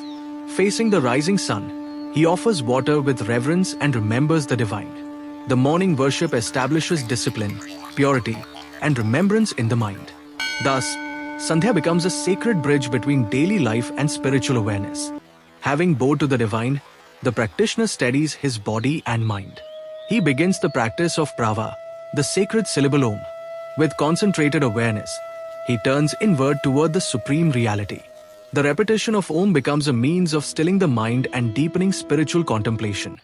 After prava, the practitioner engages in the sacred practice of Gyatra with concentration. The mind is gradually withdrawn from distraction and directed toward divine illumination. Through disciplined repetition and contemplation, inner awareness becomes more refined. Spiritual practice thus leads the seeker from outward activity toward deeper knowledge. Dharma must also govern the way a person earns and uses wealth. The householder should pursue his livelihood through rightful and honest means. Wealth obtained through unrighteous conduct cannot become a source of lasting peace. Therefore, honest work and ethical dealings are themselves forms of righteous living. A righteous person does not live only for himself. He shares food, gives according to his ability, and offers help to those who are in need. Giving should arise from compassion and dharma rather than pride or the desire for recognition. through generosity. One's resources become a means of serving others. The disciplined household lives with moderation, gratitude, and contentment. Family members perform their duties while maintaining remembrance of the divine. Peace does not arise from possessing more, but from purity of conduct and control of desire. Contentment therefore becomes a powerful expression of sadachara. The path begins with righteous conduct and gradually leads toward inner purity. From purity arises true knowledge, and knowledge deepens devotion and spiritual awareness. The seeker gradually turns away from harmful attachment and moves toward the Supreme. Thus, sadachara becomes part of the journey that ultimately leads toward liberation. When truth, purity, compassion, discipline, and devotion become one way of life, the heart becomes purified. The seeker remembers Lord Shiva with unwavering faith and turns toward the highest spiritual goal. The teachings of sadachara therefore guide the devotee from righteous action toward knowledge and liberation. May the grace of Lord Shiva illumine every heart that walks this sacred path. The sages said, O Lord, kindly explain to us in due order the Agni Yajna, the Deva Yajna, the Brahma Yajna, the worship of the Guru, and the means by which the Supreme is propitiated. This sacred teaching begins with the proper performance of one's prescribed duties, according to one's stage of life and capacity. That substance which is offered into the sacred fire is known as Agni Yajna. For the student devoted to Brahmacharya, the offering of sacrificial fuel and the observance of prescribed vows form part of this sacred discipline. Thus, the worship of the sacred fire is to be performed with discipline and according to the duties prescribed for one's Rama. The sacred fire is carefully kindled and maintained according to the prescribed rite. The fire is not to be abandoned carelessly. It is to be protected with reverence and attention. Through this sacred observance, the devotee fulfills the duty enjoined by the scriptures. The evening oblation offered into the sacred fire is said to bestow prosperity, while the morning offering to the sun is regarded as conducive to longevity. Agni Yajna consists in offering the prescribed substances into the sacred fire, with due regard to the proper time and the prescribed manner of worship. Yajna is not merely an external act. The sacred duties are to be performed with faith, reverence, and adherence to the scriptural order. The Brahma Yajna is performed through the study of the Veda. Thus, sacred study itself becomes a form of Yajna, undertaken for the satisfaction of the divine powers. The sacred rites offered to the Devas are known as Deva Yajna. Through the prescribed sacrifices and worship, the devotee honors the divine powers who sustain the order of creation. The wise understand that the Supreme Lord is the inner ruler and fulfiller of these acts of worship. Yajna is accompanied by many other sacred duties: worship, bathing, charity, repetition of sacred mantras, fire offerings, and acts of reverence. These duties are to be performed according to one's capacity. The Lord bestows their fruits according to the place, time, faith, means, and fitness of the worshipper. Therefore, sacred worship should never be performed merely for outward display. A person should perform his prescribed dharma with faith and according to his ability. The poor may worship through austerity, while the prosperous may worship through their wealth. But in every case, faith is essential. By the proper performance of dharma and by the gradual ripening of meritorious actions, true knowledge arises. The wise devotee begins his day with remembrance of the Lord and with the performance of his prescribed duties. Purity, discipline, worship and devotion become the foundation of a righteous life. With faith and reverence, the devotee performs the worship of the Lord according to the prescribed method. Whether through worship, japa, homa or other sacred observances, devotion expressed through proper action becomes a means of spiritual purification. The path of dharma requires discipline in every action. A devotee should therefore conduct himself according to righteousness and should not abandon his duties for the sake of selfish gain. Faithful adherence to dharma is greater than actions performed merely for outward appearance. Charity and acts performed for the welfare of others form part of the righteous life. One should give according to one's means and should perform sacred duties according to one's capacity. The Lord accepts the sincere effort of the devotee, whether his means are great or small. The performance of dharma requires restraint and discipline. One should regulate one's actions and live according to the duties appropriate to one's condition. For the renunciant and forest dweller, even the taking of pure, measured food at the proper time is described as an offering. Japa is among the sacred observances through which the devotee worships the Lord. With faith and concentration, the devotee should repeat the sacred name and remain steadfast in his devotion. Thus, remembrance of Lord Shiva becomes woven into the daily conduct of the worshipper. The Lord bestows the fruits of worship according to the devotee's faith, means, circumstances, place and time. Through righteous conduct and the gradual ripening of meritorious deeds, the devotee progresses toward true knowledge. Thus, sacred action becomes not merely a means of worldly welfare, but also preparation for spiritual realization. Therefore, O seeker, perform your sacred duties with faith, according to your capacity and according to the injunctions of Dharma. Let worship, charity, japa, study, self-discipline and righteous conduct become part of your life. For when meritorious actions ripen in their proper time, true knowledge arises. And through knowledge, devotion and righteous conduct, the soul advances upon the path of liberation. The sages said, O Suta, knower of all sacred teachings, kindly explain to us in due order the importance of place and the other factors connected with sacred acts such as Devayagya. Sta said, for Devayagya and other sacred acts, a pure and sanctified home gives the proper religious fruit. Such a place, when maintained with purity and faith, is fit for sacred observances. A Goshala is regarded as still more meritorious. The sacred act performed there yields greater spiritual fruit than the same act performed in an ordinary pure home. A sacred act performed beside pure water is yet more fruitful.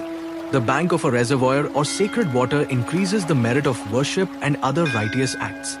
Still greater is the sanctity of the place where the roots of the Bilva, Tulsi or Ashwatha tree are found. Such sacred surroundings are especially suitable for worship and religious observances. A Devlaya, a sacred temple, possesses still greater merit. Worship performed in the presence of the divine in a sanctified temple becomes increasingly fruitful. Greater still is the sacred bank of a Tirth. Pilgrimage places sanctified by divine presence and the devotion of holy people are especially meritorious for sacred acts.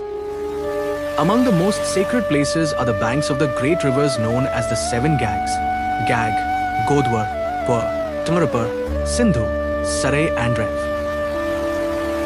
The merit of sacred acts increases further when they are performed upon the banks of these holy rivers. The sanctity of such places magnifies the fruit of worship, sacrifice and charity. Beyond the sacred riverbanks stands the seashore in this ascending order of merit. Sacred acts performed beside the ocean are described as yielding still greater fruit. Higher still is the summit of a sacred mountain. Worship and other righteous acts performed upon a mountain peak are said to yield greater merit than those performed at the seashore. Yet know that there is something greater than this external order. The place in which the mind naturally finds spiritual delight is regarded as supreme. When the mind is sincerely devoted, sacred acts such as yajna and dna attain their fullest fruit. Thus, the merit of a sacred act does not depend upon place alone. Purity of heart, sincere intention and devotion greatly influence the fruit obtained from yajna, charity and other religious acts. In the KTA Yuga, yajna, charity and other sacred acts yield their complete fruit. In the Treta Yuga, 3 parts remain. In the Dvapara, half. And in the Kali Yuga, only a quarter is described as remaining. Having explained the gradation of sacred places, Sta now turns to the importance of sacred time. For the purified soul, a pure and auspicious day itself becomes a source of great merit. For one whose inner being is purified, a pure day brings meritorious fruit. Sacred time, like sacred place, increases the fruit of righteous action. When the sun passes from one zodiac sign to another, that sacred transition is known as Sakranti. Such a time is especially favorable for religious acts and increases their merit. Among the sacred divisions of time is Vyuva, the time of balance associated with the sun's movement. Such auspicious periods are especially valued for sacred observances. The sun's northern and southern courses, Uttariya and Dakhyana, are also distinguished as important sacred divisions of time. The sun's entrance into Makra is another especially significant transition. At such auspicious times, acts of worship, charity and other religious observances gain increased merit. The time of a lunar eclipse is regarded as especially powerful for sacred practices. Acts performed during such a period are described as possessing exceptional religious merit. Still more exalted is the time of a solar eclipse. Sacred bathing, charity, japa and worship performed during such an occasion are regarded as especially meritorious. The time connected with one's birth star and the completion of a sacred vrata is likewise regarded as highly meritorious. A devotee who completes a sacred observance with faith receives its religious fruit. The company of great and spiritually elevated souls is itself highly meritorious. Association with those established in righteousness, knowledge and devotion strengthens the spiritual life of the seeker. Star now explains the importance of the worthy recipient. One who is disciplined, purified by spiritual practice, established in knowledge and devoted to sacred duties is regarded as worthy of receiving religious gifts. One who has been purified through disciplined Gyatra Japa is described as spiritually qualified. Such purity is important in charity, Japa, Homa, worship and other sacred acts. When food is to be given, the hungry person is a worthy recipient. Food should be offered with compassion and respect, for relieving hunger is itself a sacred act of giving. Star then describes the merit of charity and the importance of giving properly, with faith and according to one's means. Food, clothing, grain and other gifts should be offered respectfully to worthy recipients. The wise should constantly practice austerity and charity and offer shelter and hospitality according to their capacity. Verbal worship consists of the recitation of mantras, hymns and japa, while worship through physical acts includes pilgrimage, fasting and other sacred observances. Whatever is performed, whether great or small, becomes spiritually fruitful when offered with devotion to the divine. When sacred actions are performed with the understanding that they are offerings to Vara, they lead to the highest spiritual fruit. The wise person gains noble results in this world and the next, and through the spirit of offering all actions to the Lord, attains the fruit of liberation. Whoever hears or recites this chapter develops discernment concerning dharma and the attainment of spiritual knowledge.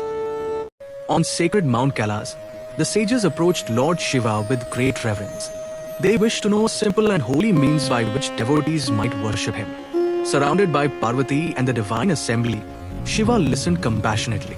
The peaceful atmosphere of Kailas became filled with the spirit of devotion.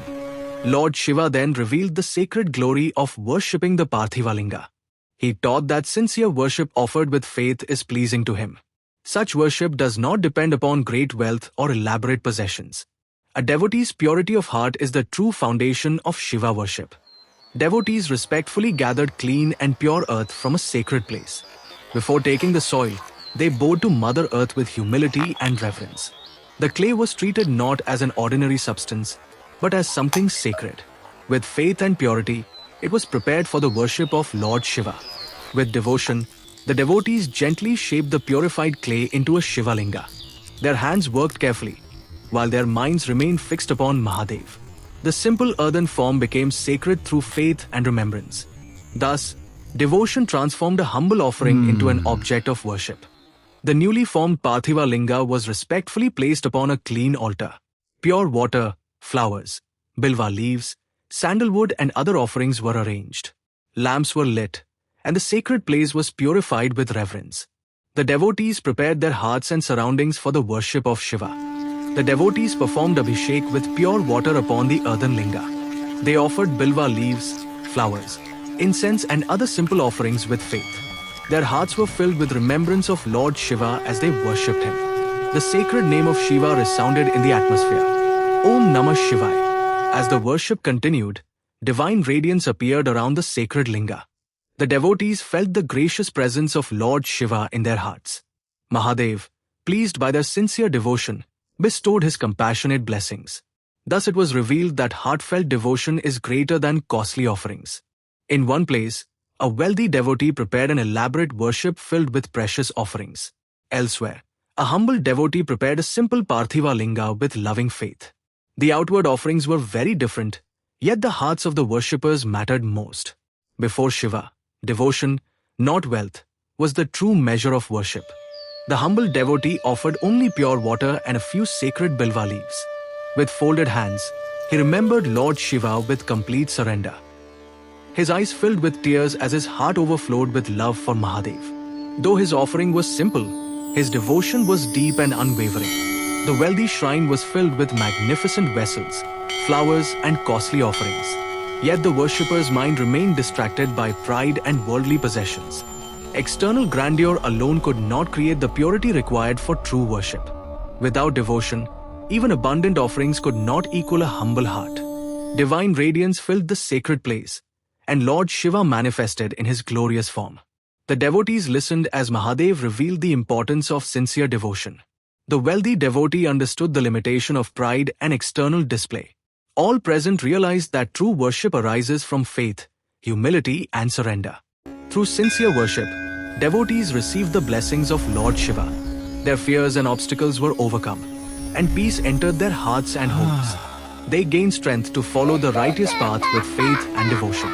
Above all worldly blessings, they received the grace of remembering Mahadev. The sacred worship of the Parthiv Linga is open to all sincere devotees.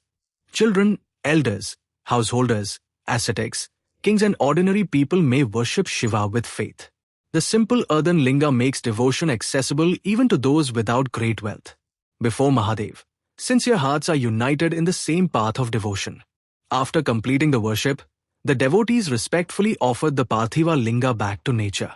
The earthen form was immersed in sacred water or returned reverently to the earth. Thus, the clay returned to the elements from which it had come. The act symbolized the sacred cycle of creation, worship, and dissolution. As the sun rose over the sacred river, devotees continued their remembrance of Lord Shiva. Countless Parthiv Lingas stood as symbols of faith, simplicity, and surrender. The Lord does not measure an offering by its material value, but by the purity of the heart. Even a simple earthen linga, worshipped with unwavering devotion, can become a means of receiving Shiva's infinite grace. The sages approached the sacred teaching with deep humility and asked to know the greatness of Prava, the sacred syllable Om. They also sought to understand the profound mysteries associated with Shiva and the path of devotion. Their question was sincere and profound, for the knowledge they sought was not ordinary knowledge. It was knowledge leading the seeker beyond worldly existence toward the Supreme Lord. The sages said, "O great sage, please explain to us the greatness of Prava. Tell us the supreme significance of this sacred syllable and its place in the path of spiritual realization." Star replied that this was a most appropriate and profound question. Such knowledge is ultimately known through the grace of Mahadev himself. Thus began the sacred exposition of Prava and the path of Shiva worship. Prava, the sacred Om, is described as the subtle and supreme form of the mantra. The Purana teaches that the one-syllabled Prava represents the subtle form, while the five-syllabled mantra represents its manifest form. Thus, the subtle and the manifest are not separate realities. The sacred sound leads the seeker from outward practice toward the deeper realization of Shiva. The glory of Prava is presented as a powerful means for crossing the ocean of worldly existence. Through remembrance and disciplined spiritual practice, the seeker gradually becomes purified. The sacred mantra is not merely a sound to be uttered. It becomes an instrument through which the mind turns toward the divine. The aspirant moves from attachment to spiritual awareness, from ignorance toward knowledge, and from worldly bondage toward liberation. The teaching now turns toward the deeper meaning of Prava. Om is the subtle, one-syllabled essence, while the five-syllabled mantra expresses that sacred reality in manifest form. In this way, the Purana connects the inner contemplation of Prava with the devotional practice of mantra japa. The seeker who understands this relationship gradually turns inward and seeks the eternal presence of Shiva. The sacred five-syllabled mantra is Namah Shivaya. The teaching declares that the Panchakshar should be accompanied by Prava. Thus the devotee chants, Om Namah Shivaya. The mantra is presented as a supreme means of spiritual practice. Through devoted repetition, the aspirant receives purification and progresses toward the grace of Shiva. The five-syllabled mantra represents the manifest form of the sacred teaching. The devotee should therefore approach the mantra with understanding, purity, discipline, and devotion. Its practice connects the outer act of japa with the inner remembrance of Lord Shiva. The mantra becomes a bridge between worship and spiritual realization. The Purana emphasizes the power of repeated japa. The seeker should continuously remember Shiva while performing the Panchakshari japa. The mind should remain focused, disciplined, and devoted. Through repeated remembrance, the mantra gradually becomes established within the consciousness of the practitioner. The sacred japa is described as a means of attaining spiritual accomplishment and purification. The Purana instructs the practitioner to perform the mantra with a purified mind and disciplined conduct. The devotee should meditate upon Shiva while performing the japa, rather than allowing the mind to wander toward worldly distractions. Thus, mantra japa becomes both worship and spiritual discipline. The practitioner is instructed to meditate upon Shiva as the compassionate Lord, adorned with the Ganga and the crescent moon, seated in a divine posture and ever ready to bestow grace. While remembering this form of Shiva, the devotee performs the sacred Panchakshari japa. The mantra, meditation and devotion therefore become united in one spiritual practice. The Purana gives specific guidance concerning the disciplined practice of Panchakshari japa. The practitioner should choose a pure and pleasant place, maintain a purified mind, regulate the senses and perform the practice with devotion. The teaching emphasizes that mantra japa is not merely mechanical repetition. Purity of conduct, concentration and remembrance of Shiva are essential to the practice. As the practitioner continues the sacred japa with discipline and devotion, the mind becomes increasingly oriented toward Shiva. The mantra draws the consciousness away from worldly distractions and toward the divine. Prava and Panchakshar together represent the movement from the subtle spiritual essence toward its manifest devotional practice. Through continued remembrance, the seeker advances toward deeper spiritual knowledge. The glory of mantra japa is described as a powerful means of spiritual purification. The practitioner gradually rises above the limitations and impurities associated with worldly existence. The Purana declares that through mantra siddhi and continued japa, a person progresses toward liberation. Thus, the breaking of the chains in this scene represents the gradual overcoming of bondage through devoted spiritual practice. The ultimate purpose of the practice is not merely worldly achievement. The practitioner seeks the grace and realization of Shiva. The Purana places great importance upon japa and, beyond japa, upon true knowledge of Shiva. Spiritual practice reaches its highest fulfillment when devotion and mantra lead the seeker toward Shiva Jnana, the knowledge and realization of the Supreme Lord. The sacred teaching reaches its spiritual culmination in liberation. The practitioner who faithfully performs the mantra japa and advances toward knowledge of Shiva gradually transcends worldly bondage. The Purana gives the highest place not simply to austerity or ritual activity, but to the devotee established in japa and ultimately to the knower of Shiva. Thus, the sacred teaching of this chapter leads from Prava to Panchakshar, from japa to Shiva Jnana, and finally toward liberation. In the sacred forest of Naimishranya, the great sages gathered before Suta Maharshi. With minds purified by austerity and devotion, they listened eagerly to the profound teachings concerning the nature of the soul and the mystery of worldly bondage. The sages humbly asked Suta Maharshi, "O revered one, the soul is eternal and of a spiritual nature. Why then does it become bound to the cycle of worldly existence? What is the cause of this bondage?" Suta Maharshi began to explain the subtle truth. The individual soul, though eternal, becomes associated with Maya and the workings of Prakriti. Through ignorance, attachment and identification with the body, it experiences bondage and the consequences of its actions. Lord Shiva is the supreme reality, beyond beginning and end. Through his divine power, the universe comes into manifestation, remains for its appointed time, and ultimately returns to its source. Yet the Supreme Lord himself remains beyond the limitations of worldly existence. The individual souls are eternal and are not destroyed with the changing bodies they inhabit.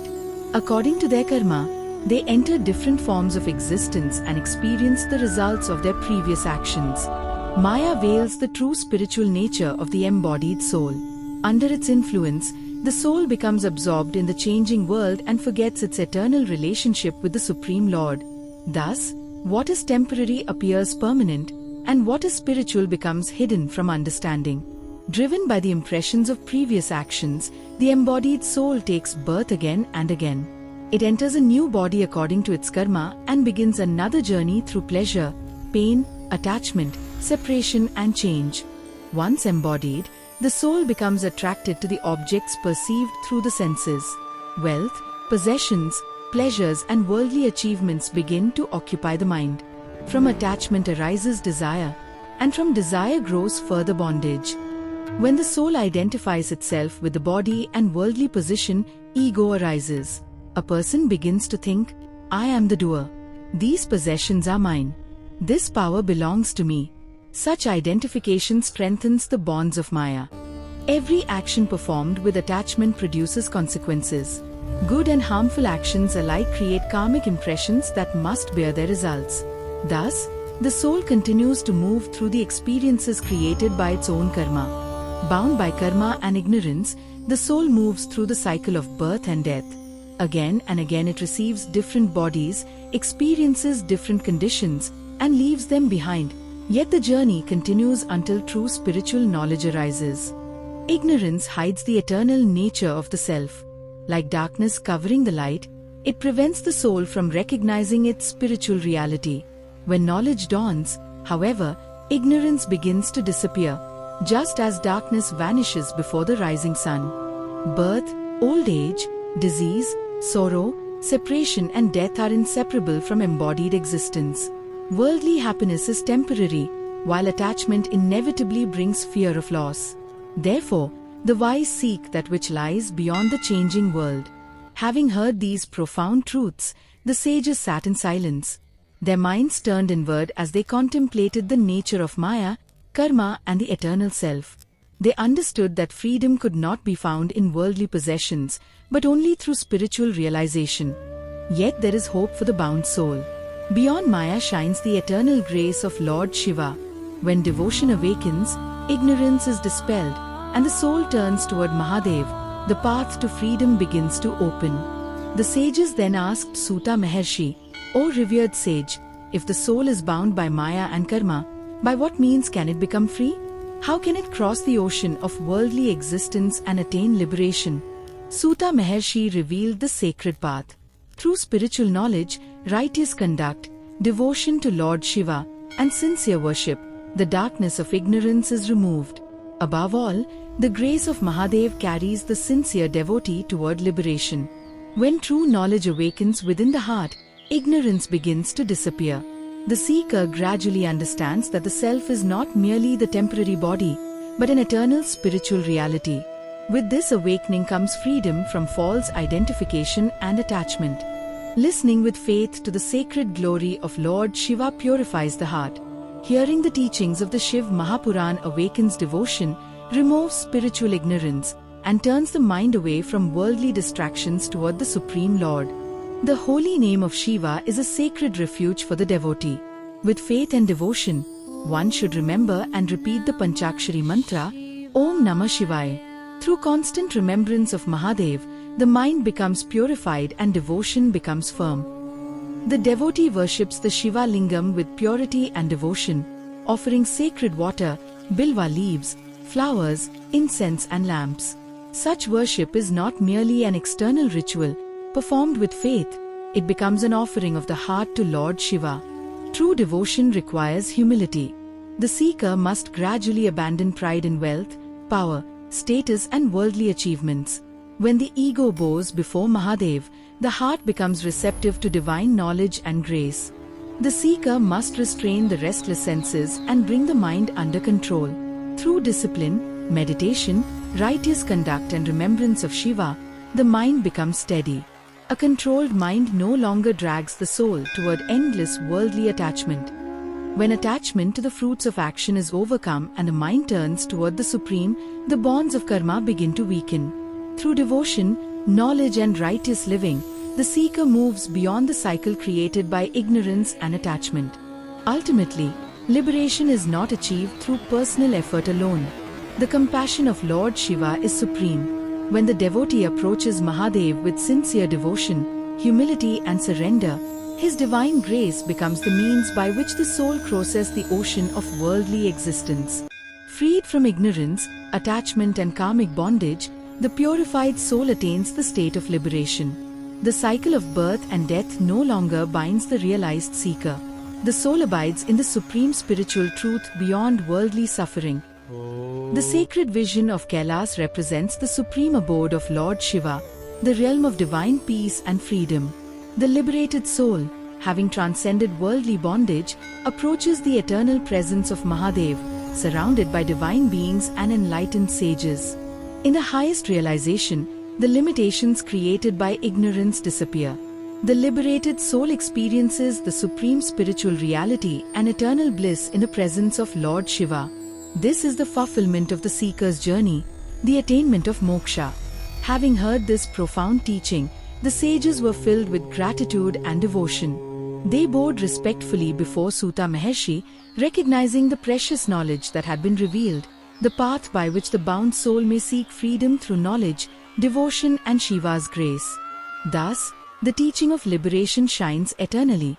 Bondage arises through ignorance, attachment and karma, while freedom is approached through righteous conduct, spiritual knowledge, devotion and the grace of Lord Shiva. Whoever turns sincerely toward Mahadev with faith and devotion walks the path from darkness to light, from bondage to freedom, and from worldly existence toward eternal peace. Remember Lord Shiva with devotion. Seek true knowledge. Live righteously. Worship Mahadev with a pure heart. For when Shiva's grace awakens, the bonds of ignorance fall away, and the soul moves toward eternal liberation. In the sacred forest of Naimishranya, the great sages gathered before Suta Maharshi and sought to hear about the supreme glory of the Parthiv Linga. With reverence, they asked him to explain why the worship of the earthen linga is so highly praised in the sacred scriptures. Suta Maharshi then began to reveal the greatness of the Parthiv Linga. He explained that among the various forms of Shiva worship, the Parthiv Linga holds a place of extraordinary significance. Its worship is accessible even to those who possess neither great wealth nor elaborate temples. The Parthiv Linga is formed from earth, the sacred element that sustains all beings. Because it is made from the earth itself, its worship reminds the devotee of humility, simplicity and the all-pervading presence of Lord Shiva. Suta explained that the greatness of this linga does not depend upon costly materials or outward splendor. What gives the worship its true power is faith, purity of heart and devotion to Mahadev. Whether the offering is simple or abundant, Lord Shiva is pleased when it is offered with sincere devotion. Thus, the Parthiv Linga becomes a sacred means through which an ordinary devotee can approach the Supreme Lord with a pure heart. While worshipping the Parthiv Linga, the devotee should remember that the linga represents the divine presence of Lord Shiva. Through remembrance, prayer and devotion, the mind gradually turns away from worldly distractions and becomes established in Shiva. Suta Maharshi declared that sincere worship of the Parthiv Linga destroys accumulated impurities and increases devotion to Lord Shiva. The merit obtained through such worship is praised because it leads the devotee toward righteousness and spiritual elevation. The Lord does not measure devotion by the wealth of the offering. A simple offering made with faith can become spiritually greater than an elaborate offering performed without devotion. Therefore, the Parthiv Linga gives even the humble devotee an opportunity to worship Maheshwar. Those who worship the Parthiv Linga with faith obtain auspicious results according to their devotion and righteous intentions. The practice purifies the heart, strengthens faith in Shiva and gradually leads the worshipper toward higher spiritual understanding. Thus Suta Maharshi praised the Parthiv Linga as a sacred and accessible means of attaining the grace of Lord Shiva. Its greatness lies not merely in the earthen form, but in the devotion with which that form becomes the focus of worship. Suta Maharshi further explained that sincere worship of the Parthiv Linga helps cleanse the devotee of accumulated sins and impurities. When worship is performed with faith, humility and repentance, the heart becomes increasingly purified and turns toward righteousness. The merit of Shiva worship brings auspiciousness to the life of the devotee. When a devotee remembers Lord Shiva and follows a righteous path, they feel peace, devotion and spiritual strength. The scriptures praise the Parthiv Linga worship as a source of auspiciousness and prosperity for those who perform it with faith and righteous intentions. Such blessings are not merely material. They include nourishment, well-being and the strength to live a virtuous life. Through devotion to Lord Shiva, fear gradually loses its hold upon the heart. The devotee gains courage, faith and inner steadiness, knowing that Mahadev is the compassionate refuge of those who sincerely surrender themselves to him. As devotion deepens, the mind of the worshipper becomes increasingly absorbed in Lord Shiva. In deep meditation, the devotee may contemplate the majestic form of Mahadev, the Lord of Kailash, adorned with a crescent moon and bearing the sacred Ganga upon his matted locks. The glory of Lord Shiva is praised not only by human devotees but also by sages and celestial beings. The sacred tradition describes countless divine beings who have worshipped Mahadev with devotion. Thus the worship of Shiva is presented as a path honored throughout the worlds. Parthiva Linga worship is not meant merely for worldly prosperity. Its highest purpose is freedom from attachment and bondage. Through continued remembrance of Shiva, the devotee gradually rises above selfish desires and turns toward the eternal. When devotion becomes complete and the heart turns entirely toward Mahadev, the grace of Lord Shiva becomes the supreme blessing. Shiva is the compassionate Lord who leads his sincere devotees beyond the limitations of worldly existence. Having described the greatness and spiritual fruits of Parthiva Linga worship, Suta Maharshi concluded his sacred teaching. The sages listened with devotion and bowed respectfully, understanding that sincere worship of Shiva is a powerful means of purification, righteousness and spiritual advancement. Thus the glory of the Parthiva Linga was proclaimed before the assembled sages. Simple in form, yet profound in spiritual significance, it offers the devotee a direct path of remembrance and devotion to Lord Shiva. Whoever worships Mahadev with faith, purity and surrender moves toward his divine grace and the ultimate goal of liberation. May devotion to Lord Shiva awaken in every heart. Om Namah Shivaya. Suta continued the sacred discourse before the assembled sages. He explained that the worship of Lord Shiva should be performed with purity, devotion, and according to the sacred injunctions of the Vedas. The Vedic path teaches the devotee to approach the Lord with a disciplined body, a purified mind, and sincere faith. The Vedas are the eternal source of sacred knowledge and reveal the proper way of worshipping the Supreme Lord. Through the Vedic teachings, the devotee learns the duties, disciplines, and sacred rites by which Lord Shiva is worshipped with reverence. Thus, Vedic knowledge guides the devotee toward righteousness and spiritual realization.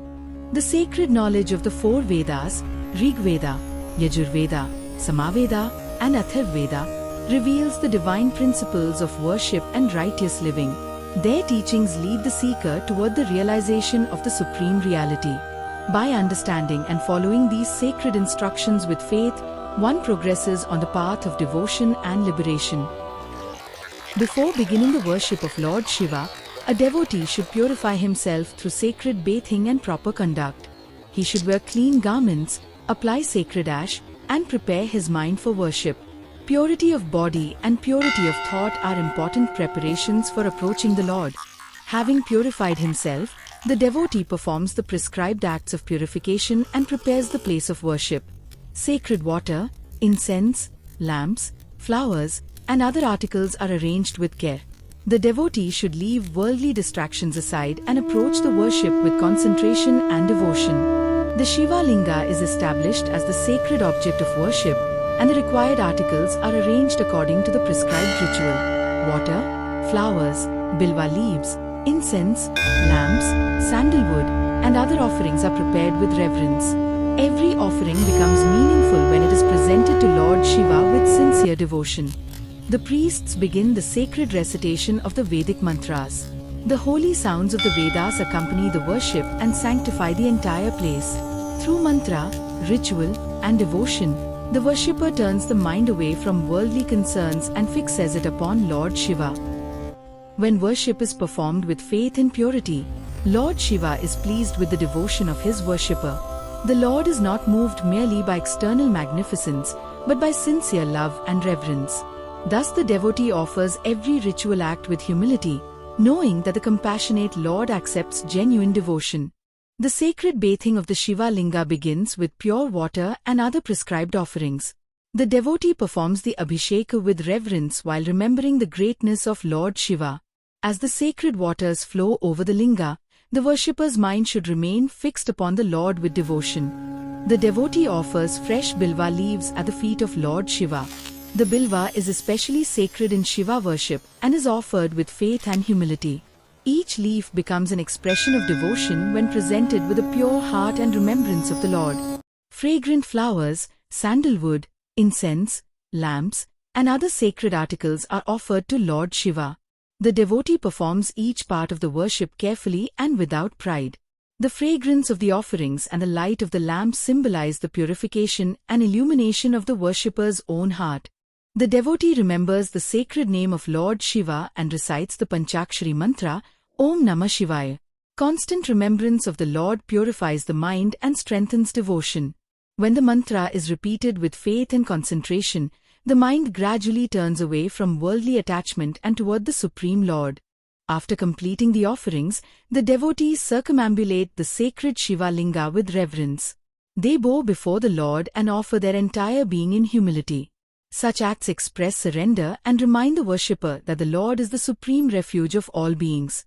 Lord Shiva is pleased when worship is performed with sincere devotion, purity, and faith.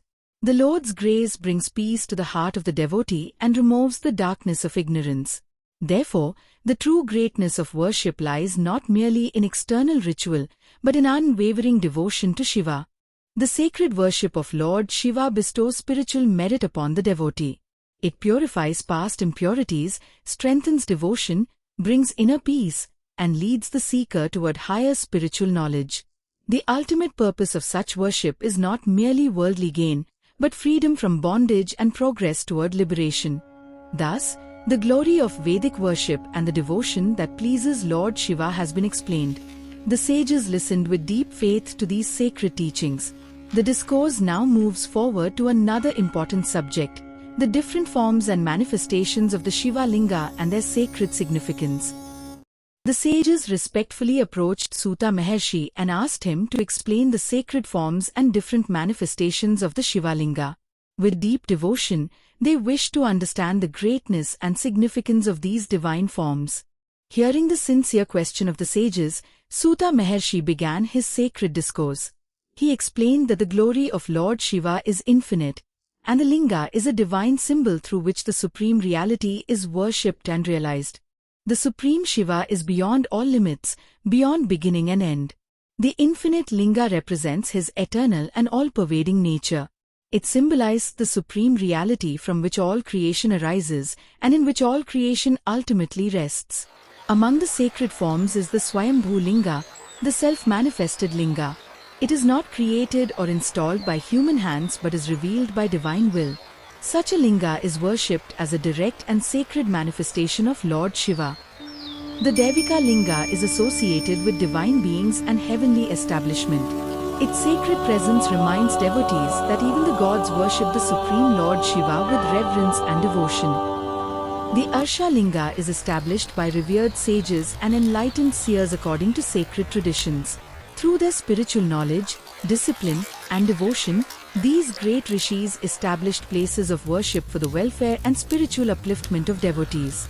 The Manusha Linga is established by human devotees with faith and according to sacred rites. Whether a devotee is a householder or an ascetic, sincere worship of the Shiva Linga becomes a path toward purity, devotion, and spiritual progress. Though Shiva Lingas may differ in their origin, form, or manner of establishment, their essential truth is one. Every sacred Linga represents the same eternal Lord Shiva, the Supreme Reality who is present throughout all creation. The one Supreme Lord is worshipped through many sacred forms. Whether the Shiva Linga stands upon a mountain, beside a river, within a forest, inside a cave, or in a temple, the divine presence is the same. Different forms reveal the one eternal reality of Lord Shiva. Devotion is not limited by place or position in life. With faith, a devotee may worship Lord Shiva in a temple, at home, beside a sacred river, or in a peaceful forest. Flowers, Bilva leaves, water, lamps, and other offerings become sacred when offered with a pure and devoted heart. Lord Shiva is compassionate toward his devotees and accepts sincere worship offered with faith.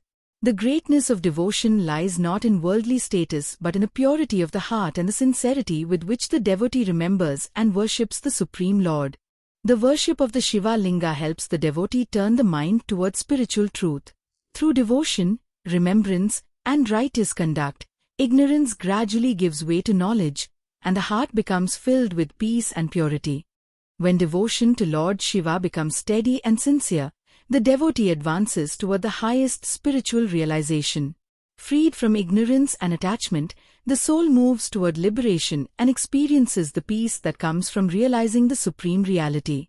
Lord Shiva is present everywhere. His divine reality pervades the mountains, rivers, forests, oceans, heavens, and the entire universe.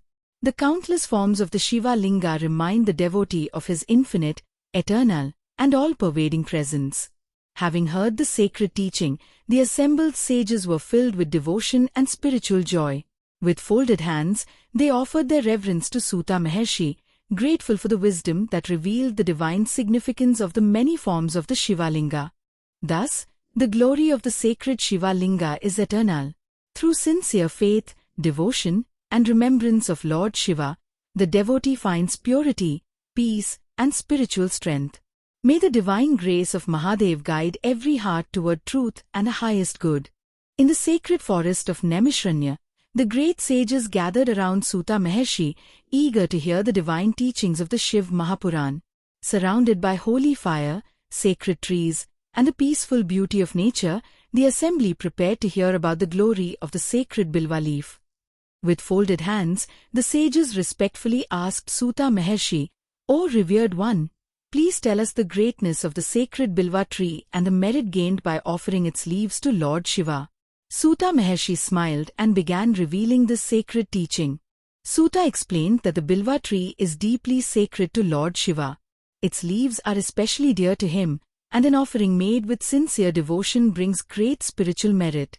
The glory of Bilva worship is praised as a sacred path of devotion to Mahadev.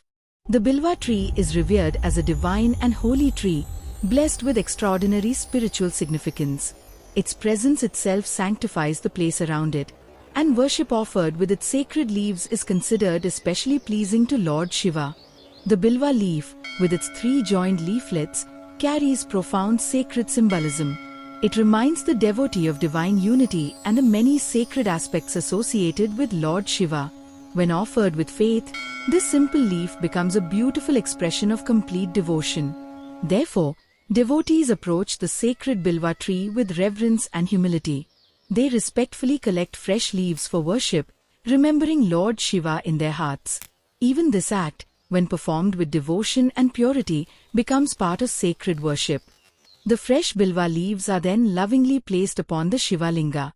With pure water, flowers, and heartfelt prayer, the devotee worships Mahadev. The value of the offering lies not in its cost, but in the sincerity and devotion with which it is offered. Lord Shiva, the compassionate Lord of all beings, is pleased by sincere devotion. A simple Bilva leaf offered with a pure heart becomes precious in his worship. The devotee remembers him with faith and receives the peace and grace that arise from true bhakti. Through the worship of Lord Shiva with sacred Bilva leaves, the devotee turns the mind toward purity, faith, and spiritual upliftment. Sincere worship helps one move away from the burden of wrongdoing and toward the path of devotion and inner peace. Having heard the sacred glory of the Bilva leaf, the sages bowed before Suta Maharshi with deep reverence. The teaching reminded them that even a simple offering becomes divine when it is offered to Lord Shiva with a heart filled with faith and devotion. The sages once again approached Suta Maharshi with folded hands and respectfully asked, "O wise one, please tell us which offerings are dear to Lord Shiva and how devotees should worship him with sincere faith." The sacred teaching reveals that Lord Shiva is pleased by the devotion of the heart. Wealth and grandeur alone do not make worship great. Even the simplest offering, when presented with faith, purity, and love for Mahadev, becomes spiritually precious. Among the sacred acts of worship, offering pure water to the Shiva Linga is a beautiful expression of devotion. As the water flows over the Linga, the devotee remembers Lord Shiva and offers the mind and heart in humble surrender. Devotees also perform sacred abhishek with traditional offerings such as milk, curd, honey, ghee, and other pure substances. These offerings are made with reverence, while the devotee remembers the Supreme Lord and seeks purity of heart. Fresh and pure flowers are lovingly offered to Lord Shiva. Their fragrance and beauty symbolize the devotee's desire to offer the best of the heart. With folded hands and sincere faith, the worshipper places each flower before Mahadev. Above all, the sacred Bilva leaf holds a special place in Shiva worship. A fresh Bilva leaf, offered with reverence and a pure heart, becomes an expression of deep devotion. The Lord sees the sincerity of the devotee rather than the material value of the offering. Fresh fruits and pure food may also be offered to Lord Shiva with devotion. The offering is prepared and presented with cleanliness, reverence, and gratitude. Before the Lord, every sincere offering becomes sacred when the heart is filled with bhakti. The deepest teaching is that true worship begins within. A humble devotee with a sincere heart, even without costly possessions, can offer the greatest worship through faith, remembrance, humility, and complete devotion to Lord Shiva. Lord Shiva is compassionate toward his devotees. He accepts worship offered with purity and blesses those who remember him with sincere faith. His grace brings peace to the heart and guides the devotee towards spiritual upliftment. As Suta Maharshi concluded this sacred teaching, the sages bowed in reverence. They understood that water, flowers, Bilva leaves, fruits, and every sacred offering become truly meaningful when joined with a pure heart. For Lord Shiva, sincere devotion is the greatest offering of all. The sages respectfully approached Suta Maharshi and asked, "O wise one, please tell us the sacred origin and glory of Rudraksha. How did these divine beads come into existence, and what spiritual merit is gained by wearing them?" Suta Maharshi began to reveal the sacred origin of Rudraksha. For the welfare of all living beings, Lord Shiva once entered deep and profound meditation, absorbed in supreme compassion for the entire creation. After a long period of meditation, Lord Shiva opened his eyes. From his boundless compassion, sacred tears fell from his eyes upon the earth. From those divine tears arose the sacred Rudraksha trees. Thus, the Rudraksha tree appeared as a divine blessing of Mahadev. Its fruits and seeds became sacred to Shiva's devotees, and Rudraksha came to be revered as a symbol of the Lord's compassion and grace. Lord Shiva declared Rudraksha to be highly sacred and beneficial for devotees. One who wears it with faith, devotion, and purity remembers the Lord and receives the spiritual blessing associated with Shiva's sacred grace. Rudraksha beads are found with different natural faces, known as mukhis. Each is regarded with reverence in sacred tradition. A devotee should understand their significance properly and use Rudraksha with faith and devotion. Sages, householders, men and women who devoted themselves to Lord Shiva wore Rudraksha with reverence. Whether engaged in worship, meditation, or daily duties, they remembered Mahadev with sincere hearts. When worn with genuine devotion, Rudraksha helps turn the mind toward remembrance of Lord Shiva. Through devotion and righteous conduct, the devotee progresses toward inner purity, peace, and spiritual well-being. Lord Shiva is pleased by sincere devotion. Those who wear Rudraksha respectfully and worship him with a pure heart seek his grace and continue on the sacred path of devotion and spiritual realization. Therefore, O sages, Rudraksha should always be regarded with reverence. Associated with the compassion of Lord Shiva, it inspires remembrance, devotion, and the pursuit of liberation through the grace of Mahadev. The sages then asked about the glory of remembering Lord Shiva through his sacred name. Suta Maharshi explained that sincere remembrance of Shiva is a powerful path of devotion and brings the mind closer to the Supreme Lord. With faith and devotion, the devotees gathered before the sacred Shiva Linga and remembered Lord Shiva. Their minds became peaceful as they devoted themselves wholeheartedly to the Lord. Lord Shiva is the ocean of compassion and knows the devotion within every sincere heart.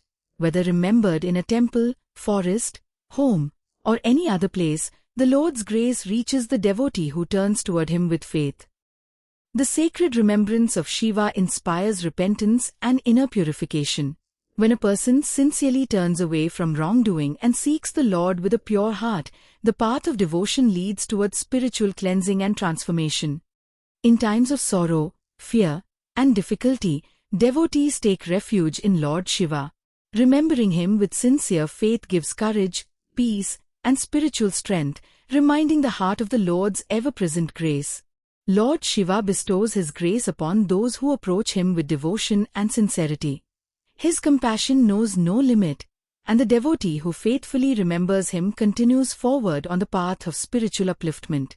True devotion is not limited to one place or one moment. While walking, working, praying, meditating, or performing daily duties, a devotee may keep the remembrance of Lord Shiva alive within the heart. Even at life's final moment, remembrance of Lord Shiva is considered profoundly sacred. A devotee who turns the mind toward Mahadev with sincere faith seeks his divine grace and the supreme path of liberation. The sacred remembrance of Lord Shiva unites devotees beyond differences of age, position, and worldly circumstances. Sages, householders, women, children, and seekers can all approach Mahadev with devotion and a sincere heart. Thus, Rudraksha and the sacred remembrance of Lord Shiva inspire the devotee toward purity, faith, and devotion. With sincere remembrance of Mahadev and a righteous path, the heart moves toward his grace, inner peace, and the ultimate goal of liberation.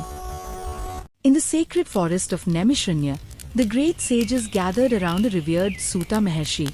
With folded hands and hearts filled with devotion, they desired to hear the divine glory of Lord Shiva's sacred Bhasma. Suta Maharshi spoke with deep reverence. He explained that Bhasma is not merely ordinary ash. When understood and worn according to sacred tradition, it reminds the devotee of purity, detachment, and the eternal truth of Lord Shiva. Lord Shiva, the supreme ascetic, is adorned with sacred Bhasma.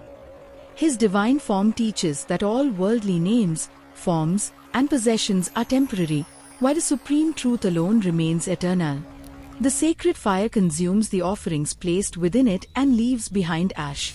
In the same way, the fire of divine knowledge burns away worldly impurities and attachment, leaving behind the essence of purity and truth.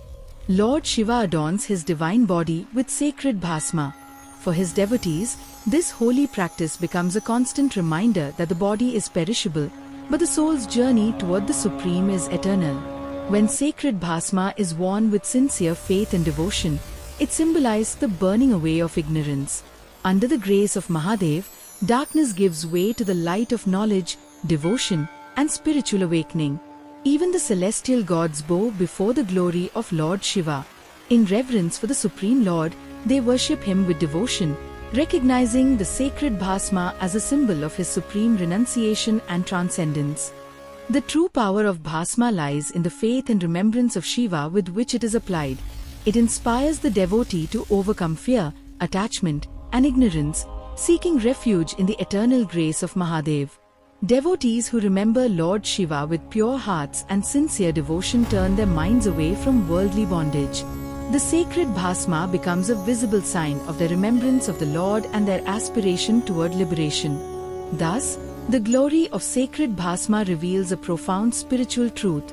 All that is temporary will one day pass away, but the Supreme Lord Shiva is eternal. Remembering him with devotion leads the seeker toward purity, wisdom, and liberation. Having heard the glory of sacred Bhasma, the sages respectfully asked Suta Maharshi about the meaning of the Tripundra, the three sacred horizontal lines worn upon the forehead in devotion to Lord Shiva. Suta Maharshi explained that the Tripundra is a sacred Shaiva mark made with holy Bhasma. Its three lines carry profound spiritual significance and remind the devotee of divine knowledge and the path beyond worldly bondage. The sacred Tripundra shines upon the forehead of Lord Shiva himself. It is a divine symbol of his eternal wisdom, supreme detachment, and transcendence over the changing world. The first sacred line reminds the devotee to purify actions and follow the righteous path. It teaches that every action should be performed with devotion, self-discipline, and remembrance of the Supreme. The second sacred line symbolizes the destruction of ignorance. Just as light removes darkness, divine knowledge removes the confusion that binds the soul to worldly attachment.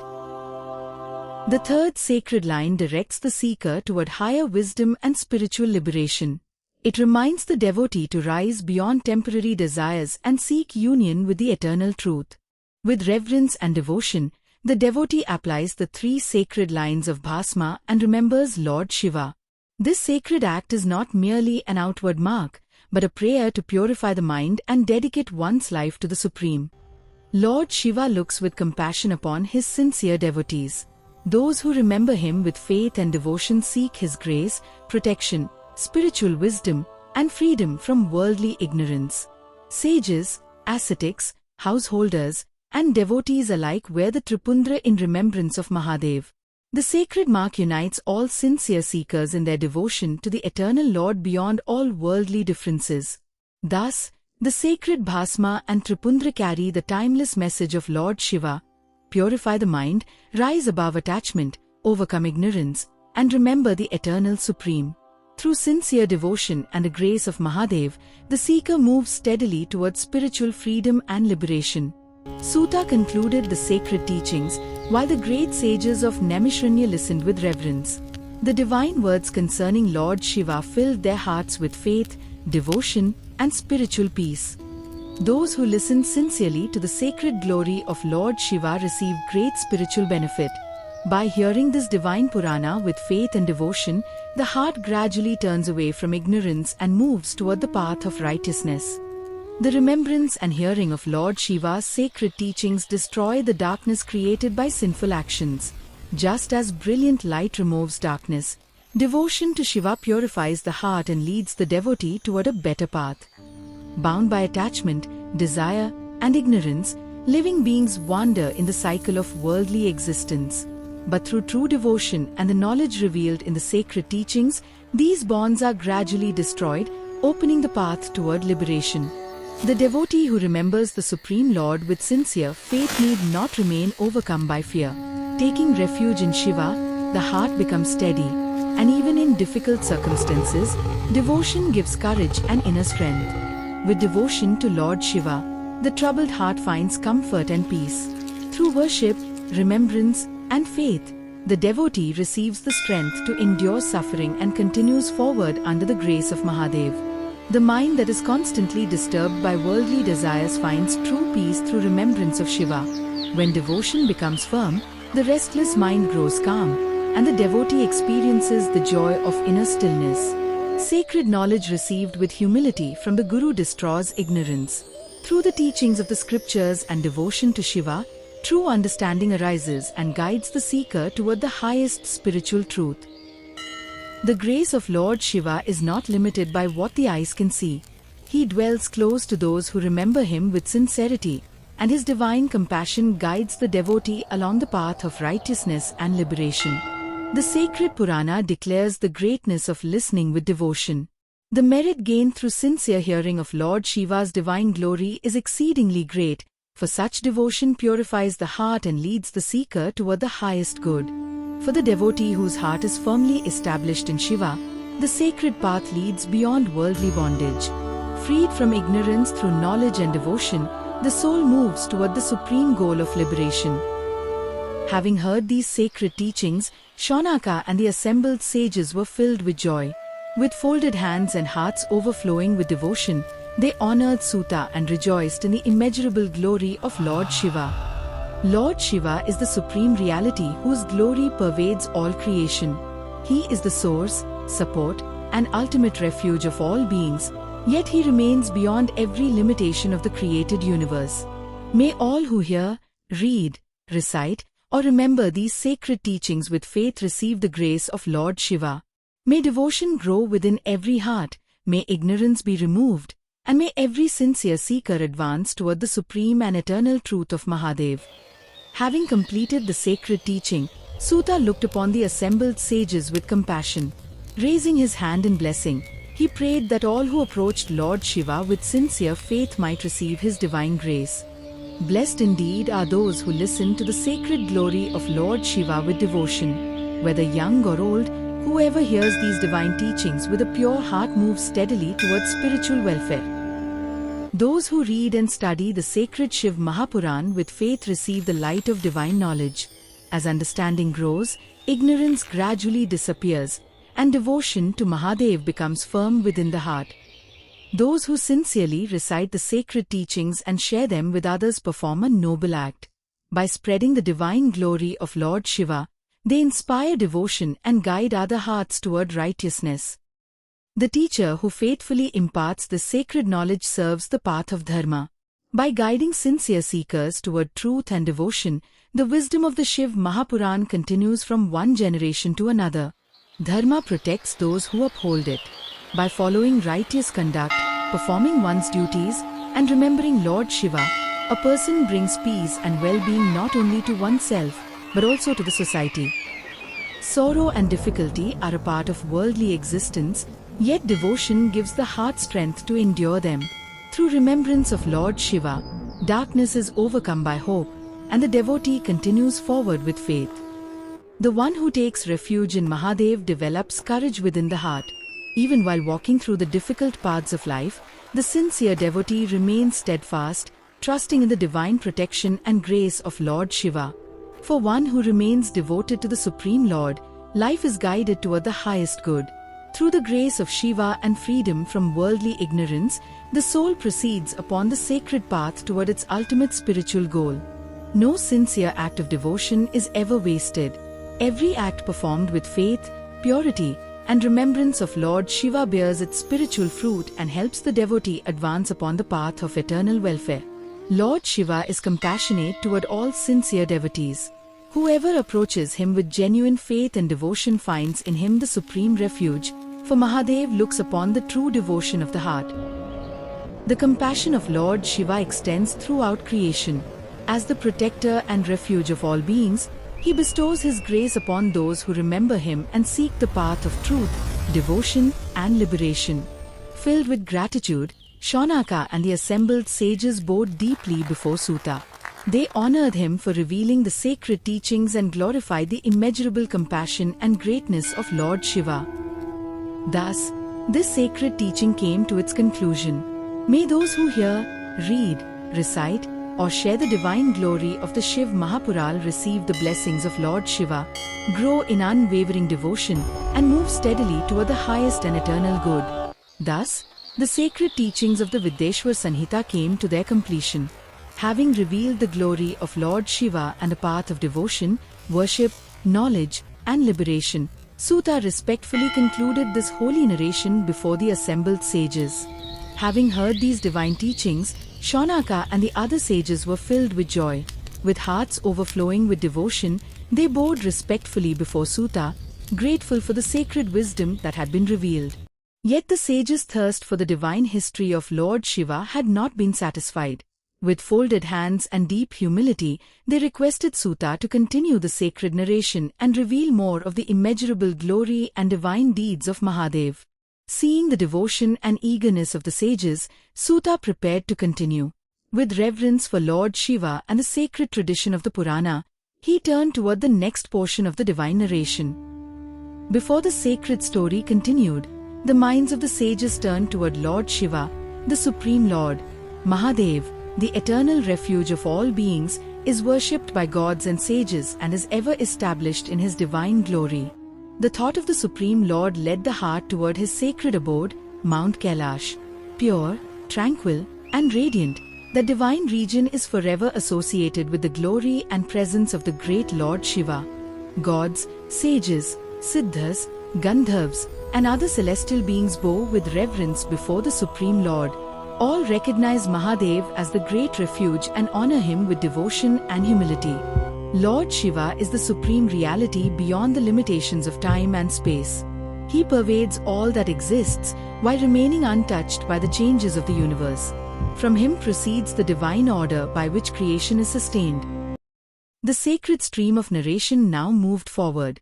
Having heard the teachings of the Vidyeshvara Samhita, the sages prepared to enter a new portion of the divine history, where further mysteries and glorious deeds of Lord Shiva would be revealed.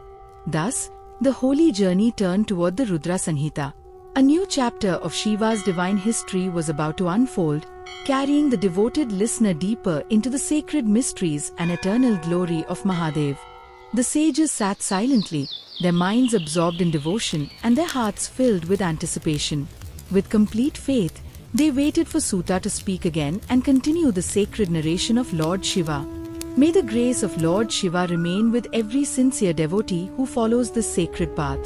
By remembering Mahadev with faith and devotion, the heart is purified, ignorance is gradually removed, and the seeker is guided toward the highest truth. The sacred narration now led the mind toward Kailash, the divine abode associated with Mahadev. Step by step, the journey moved forward, preparing to reveal the great and wondrous events contained in the Rudraksha Samhita.